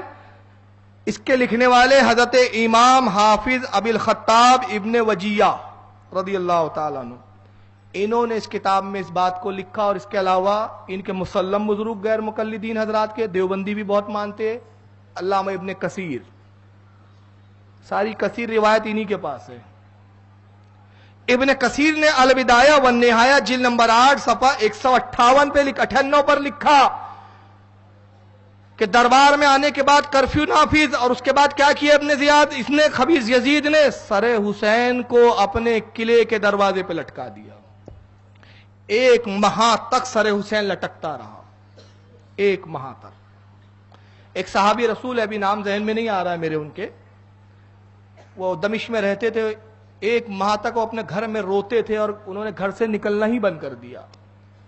لوگ جاتے کہ صحابی رسول آپ نے اپنی زیارت سے ہمیں کیوں محروم کر رکھا ہے؟ ارشاد فرماتے کہ مجھے شرم و حیا آتی ہے کہ اس شہر کی سڑکوں پہ میں چہل قدمی کروں جہاں نواز رسول کا سر لٹکا ہوا ہے، اور لوگوں کی بے غیرتی کا یہ عالم ہے کہ ان کی غیرت کو موت آ چکی ہے۔ میں ان شہروں کے سڑکوں پہ جانا گوارا نہیں کرتا۔ ایک ماہ تک سر حسین لٹکتا رہا. ایک ماہ کے بعد اب اس درمیان میں کیا ہوا؟ جب لوگ آتے سر حسین دیکھتے تو کچھ وہ بھی تھے دمشق میں جو اہل بیت کے چاہنے والے تھے، اگرچہ تعداد میں کم تھے، ان کی جمعیت جمع ہونا شروع ہوئی. یزید کے پاس خبریں آنا شروع ہوئی، بغاوت کا ماحول بن رہا ہے، اختلاف کا ماحول برپا ہو رہا ہے. اس نے تمام اہل بیت نبوت کی خواتین کو ایک گھر میں نظر بند کر دیا. حضرت امام زین العابدین بھی وہاں نظر بند ہے. لیکن کبھی کبھی یہ کرتا ہے، بعض روایتیں یہ آتی کہ امام زین العابدین کو کھانے کے ٹائم بلا لیا کرتا تھا تاکہ یہ ظاہر کروں کہ میں کتنا اچھا سلوک کرنے والا ہوں. جب یہ ماحول کی خبریں آئی تو یزید کو اندیشہ ہوا کہ کہیں بغاوت برپا نہ ہو جائے اور میرا تختہ نہ پلٹ دیا جائے. اپنے وزیروں سے مشورہ کیا کیا کرنا چاہیے. وزیروں نے کہا امیر المومنین ماحول خراب ہو رہا ہے، دمشق میں شورش ہونے کا اندیشہ ہے، سر حسین کو لوگ دیکھتے ہیں اور اس کے گرد ماتم زنی کرتے ہیں، سینے کوٹتے ہیں، روتے ہیں. کہیں ایسا نہ ہو کہ یہ جم غفیر بڑھتے بڑھتے اتنا بڑھ جائے کہ اس کے چپیٹ میں پورا محل تیرا غرق ہو جائے. اپنی حکومت بچانا چاہتا ہے، اہل بیت نبوت کو مدینہ بھیج، سر حسین کو دے دے. کہا زین العابدین کو بلاؤ. دربار بھرایا، دربار بھرتا ہے، زین العابدین کو بلایا گیا. زین العابدین کوئی خواہش ہو تو بیان کرو، میں چاہتا ہوں تجھے اور تیرے خاندان والوں کو مدینہ واپس بھیج دوں. امام زین العابدین کہتے ہیں کہ اگر تو میری خواہش کے بارے میں پوچھتا ہے تو 3 چیزیں ہیں میری، تو اس کو پورا کر دے. 3 مطالبات میں تجھ سے کرتا ہوں. کہا زین العابدین پوچھو کیا مطالبات ہے. کہا پہلا یہ کہ جو میرے والد میرے بابا امام حسین کا قاتل ہے، اس قاتل کو میرے حوالے کر تاکہ اپنی تلوار سے اس کا سر قلم کر کے انتقام کی پیاس کو بجھاؤ. یزید کہتا ہے یہ میں نہیں کر سکتا. دوسری شرط، کہا دوسری ہے کہ شہداء کے سر میرے بابا کے سر سمیت میرے حوالے کر. کہا ٹھیک ہے منظور ہے. اور کہا تیسری شرط کیا ہے، تیسرا مطالبہ کیا ہے. کہا تیسرا مطالبہ یہ ہے کہ عامر ابن سعد کے سپاہیوں نے جو دمشق تک ساتھ میں بھی آئے ہیں، انہوں نے ہمارے اسباب کو لوٹے، ہمارے سامانوں کو لوٹا. ہم وہ سامان تو نہیں چاہتے مگر اس میں ایک بڑی قیمتی چیز ہے جو ہمارے نزدیک ہمارے پیش نظر اس کی بڑی اہمیت ہے، بڑی اہمیت کی حامل ہے، وہ چیز ہمیں لوٹا دے. کہا وہ کون سی چیز ہے؟ کیا کوئی سونا وغیرہ کا ہار وغیرہ کچھ ہے؟ کہا نہیں، بلکہ وہ ہماری دادی خاتون جنت کے ہاتھ کی بندی ہوئی چادر ہے جو انہوں نے اپنے بیٹے حسین کو دیا تھا. وہ کربلا امام حسین آئے تھے اس کو اوڑھ کر، تیرے بدبخت یزیدیوں نے اس کو چھین لیا ہے، وہ چادر ہمیں دے دے. کہا اچھا ٹھیک ہے منظور ہے. سپاہیوں پتہ لگاؤ کس کے پاس چادر ہے. معلوم کیا گیا، چادر لوٹائی گئی، سر حسین اور شہداء کے سر دے دیے گئے. اس کے بعد اس نے زبردستی کچھ انعام و اکرام دینا چاہا لیکن امام زین العابدین نے انکار کیا، تو اس نے زبردستی کچھ سونا اور کچھ چاندی وغیرہ کے سکے اور کچھ زیورات وغیرہ ان کے ساتھ لشکر کے ساتھ کر دیے. نعمان ابن بشیر صاحب یہ رسول تھے جو پہلے کوفہ کے گورنر تھے. یزید نے انہی کو ہٹا کر ابن زیاد کو نامزد کیا تھا. یہ بعد میں دمشق آ گئے تھے یا ان کو دمشق بلوایا گیا اور کہا کہ تو اہل بیت کا محب بھی ہے، رسول اللہ کا صحابی ہے، اپنی نگرانی میں ان کو مدینے تک لے جا. اس سلوک کے تعلق سے ابن اسیر اور امام طبری رحمۃ اللہ تعالی علیہ نقل کرتے ہیں کہ حضرت سکینہ فرمایا کرتی تھی. اب یہ حضرت سکینہ کے جملے سنیں، اب جس کو اہل بیت نبوت نے فتویٰ دیا ہو ہمارے فتویٰ دینے کی ضرورت نہیں. درود شریف پڑھے. اللہم صلی علی سیدنا مولانا محمد عدد ما فی علم اللہ صلاۃ دائمۃ بدوام. جس کو اہل بیت نبوت نے فتویٰ دیا ہو اب ہمیں فتوے دینے کی ضرورت نہیں. امام ابن جریر طبری جلد نمبر 6 صفحہ 265 پر، امام ابن اسیر جلد نمبر 4 صفحہ 36 پر لکھتے ہیں کہ حضرت سکینہ بنت حسین رضی اللہ تعالیٰ عنہ کہا کرتی تھی ما رأیت رجولا کافرا باللہ خیرا من یزید.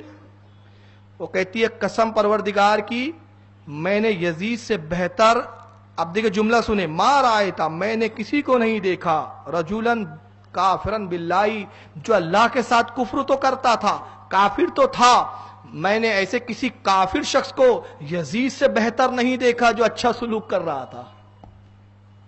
یعنی وہ کیا کہہ رہی ہیں یزید حقیقت میں کیا تھا؟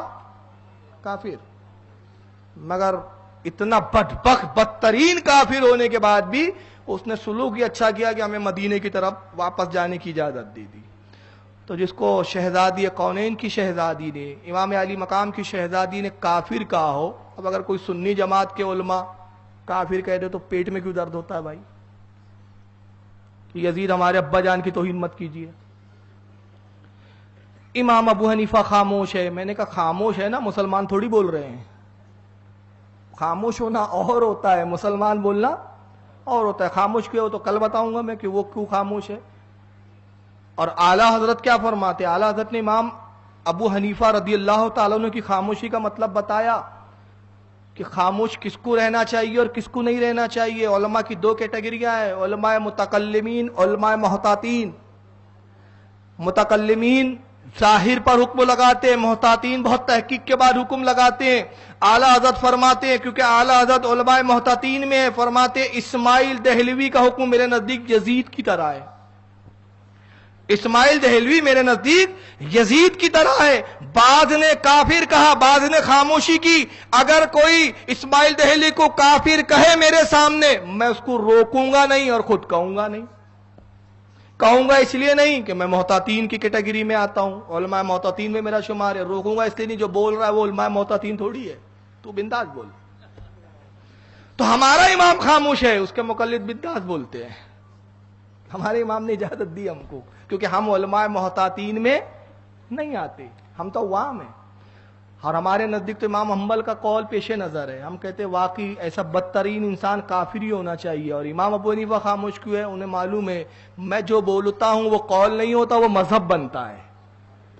تو میرا قول مذہب ہے، اور جب مذہب ہے تو مذہب بہت پختہ بنیادوں پر بنایا جاتا ہے. ان کے نزدیک جو راوی آئے، کیونکہ امام ابو حنیفہ کوفہ میں تھے، کوفہ کے راوی سارے شیعہ تھے، انہوں نے ان راویوں پہ اعتماد نہیں کیا. مگر امام احمد بن حنبل کوفہ کے نہیں تھے، وہ مصر کے تھے اور دوسرے مقامات کے تھے. ان کے بعد جو راوی آئے وہ معتبر تھے. تو امام حنبل نے کہا کافر، امام نے کہا خاموش، ڈاؤٹ فل راوی ہے. ڈاؤٹ کی بنا پہ خاموشی اختیار کی. لیکن مسلمان نہیں کہا تو تم تو جنتی میں پہنچا دے رہے ہو یار ڈائریکٹ. اور جبکہ فیصلہ تو اعلیٰ حضرت نے کر دیا، تم اس کو کیا جنت میں پہنچاؤ گے؟ ارے تمہارا جانا محال ہے، تم اس کو کیا پہنچاؤ گے؟ تمہارا جانا محال ہے. ناممکن نہیں کہہ رہا ہوں میں، محال ناممکن سے بڑا ہوتا ہے. تمہارا جانا محال ہے. کیوں؟ کیونکہ امام نے ہمارے فیصلہ سنا دیا. تجھ سے اور جنت سے کیا مطلب؟ آپ ہی بول دیجیے. ارے تجھ سے اور جنت سے کیا مطلب؟ کہاں جنت کہاں تو؟ کوئی تال میل ہے تیرا؟ کوئی تال میل نہیں ہے. تجھ سے اور جنت سے کیا مطلب؟ وہابی دور ہو. اور میں کہتا ہوں جن کو ڈر لگتا ہے وہ پڑھتے منافق دور ہو. تو پڑھتے کائی کو یار جب اتنے ڈرتے ہو تو؟ ارے اعلیٰ حضرت نے وہابی لکھا تو وہابی بولنا بھائی، کائی کو ڈر رہا؟ منافق دور ہو، منافق دور ہو. ارے کائی کا منافق دور ہو؟ تجھ سے اور جنت سے کیا مطلب؟ وہابی دور ہو، ہم رسول اللہ کی جنت، رسول اللہ کی.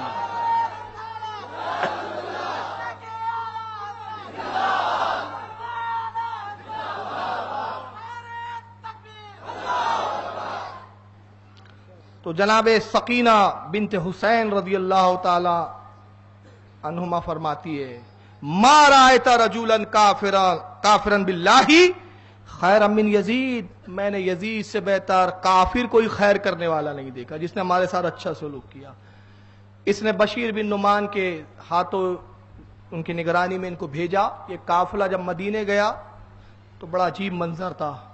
حضرت زینب نے وہ تمام زیورات وغیرہ جو یزید نے زبردستی دیے تھے وہ نعمان ابن بشیر کو دینا چاہا کہ نعمان تم نے ہمارا بڑا خیال رکھا. اور ایک روایت ہے کہ کربلا سے ہوتے ہوئے آپ آئے. سر اقدس کو امام زین العابدین نے کربلا میں دفن کیا اور جب آئے تو شہادت امام علی مقام کو 40 روز ہو چکے تھے. ایک روایت یہ ہے. بعض کہتے ہیں کہ 2 ماہ سے زائد ہو چکے تھے. الگ الگ روایتیں. تو یہ انہوں نے سر اقدس کو امام زین العابدین نے دفن کیا، وہاں قیام کیا. وہاں پہ پھر کچھ قرآن خوانی، نعت خوانی، جو بھی جیسا بھی انہوں نے سال ثواب الدور میں کیا ہوگا، مجھے تفصیلات نہیں معلوم. بہرحال قیام کیا اور اپنے نانا کے اپنے بابا امام حسین کے تذکروں کو انہوں نے کیا. اور اس کے بعد پھر یہ مدینے کی طرف نکلے. جب مدینے قریب پہنچے تو حضرت زینب نے नुमान इब्न बशीर को वो बतौर इनाम और जेवरात देना चाहे तो नुमान इब्न बशीर ने लेने से इनकार कर दिया। कहा शहजादी मैंने इस मकसद के तहत ये खिदमत अंजाम नहीं दी है कि दुनिया की दौलत लूं। कहा नुमान फिर क्या चाहते हो, आज हमारे पास इसके सिवा कुछ नहीं है तुम्हें देने के लिए। कहा शहजादी वादा कीजिए कि जो कुछ मैंने खिदमत अंजाम दी अगर आप उससे खुश है तो कयामत में अपने नाना की शफात करवा दीजिएगा। शहजादी ने वादा किया। मदीने जब आई है तो रसूलुल्लाह के रोजे पर जो दर्दनाक अंदाज में इन्होंने रूदाद बयान की, मौरिख का कलम लड़खड़ा गया है उस मंजर को मंजर कशी करते वक्त। किस हाल में इन्होंने अपने नाना की कब्र मुबारक पर करबला के हालात सुनाए होंगे वो तो नाना ही जानता है और ये बयान करने वाले जानते हैं। अल्लाह ताला से दुआ है कि मालिक कायनात हमें इमाम आली मकाम का सच्चा मुहिब बनाए और उनके नक्श कदम पे चलने की तौफीक अता फरमाए। जब तक दुनिया में रहे हम अहले बैत अतहार के गुन गाते रहे और उनके दुश्मनों से बेजारी का इजहार करते रहे। वमा अलैना इल्लल बलागुल मुबीन। कल थोड़ा जल्दी आ जाए, कोशिश की जाएगी इंशाल्लाह कि कल 8:30 बजे प्रोग्राम शुरू कर दिया जाए क्योंकि कल की तफसीलात कुछ ज़्यादा है तो कल तशरीफ़ लाएँ। अल्लाह ताला से दुआ है कि आप सबको और आप सबकी हाजिरी को यहाँ कबूल फरमाए। वमा अलैना इल्लल बलागुल मुबीन। नारे तकबीर, नारे रिसालत, मसलके आला हजरत, उलमा अहले सुन्नत, इश्क मोहब्बत, इश्क मोहब्बत, इश्क मोहब्बत, इश्क मोहब्बत।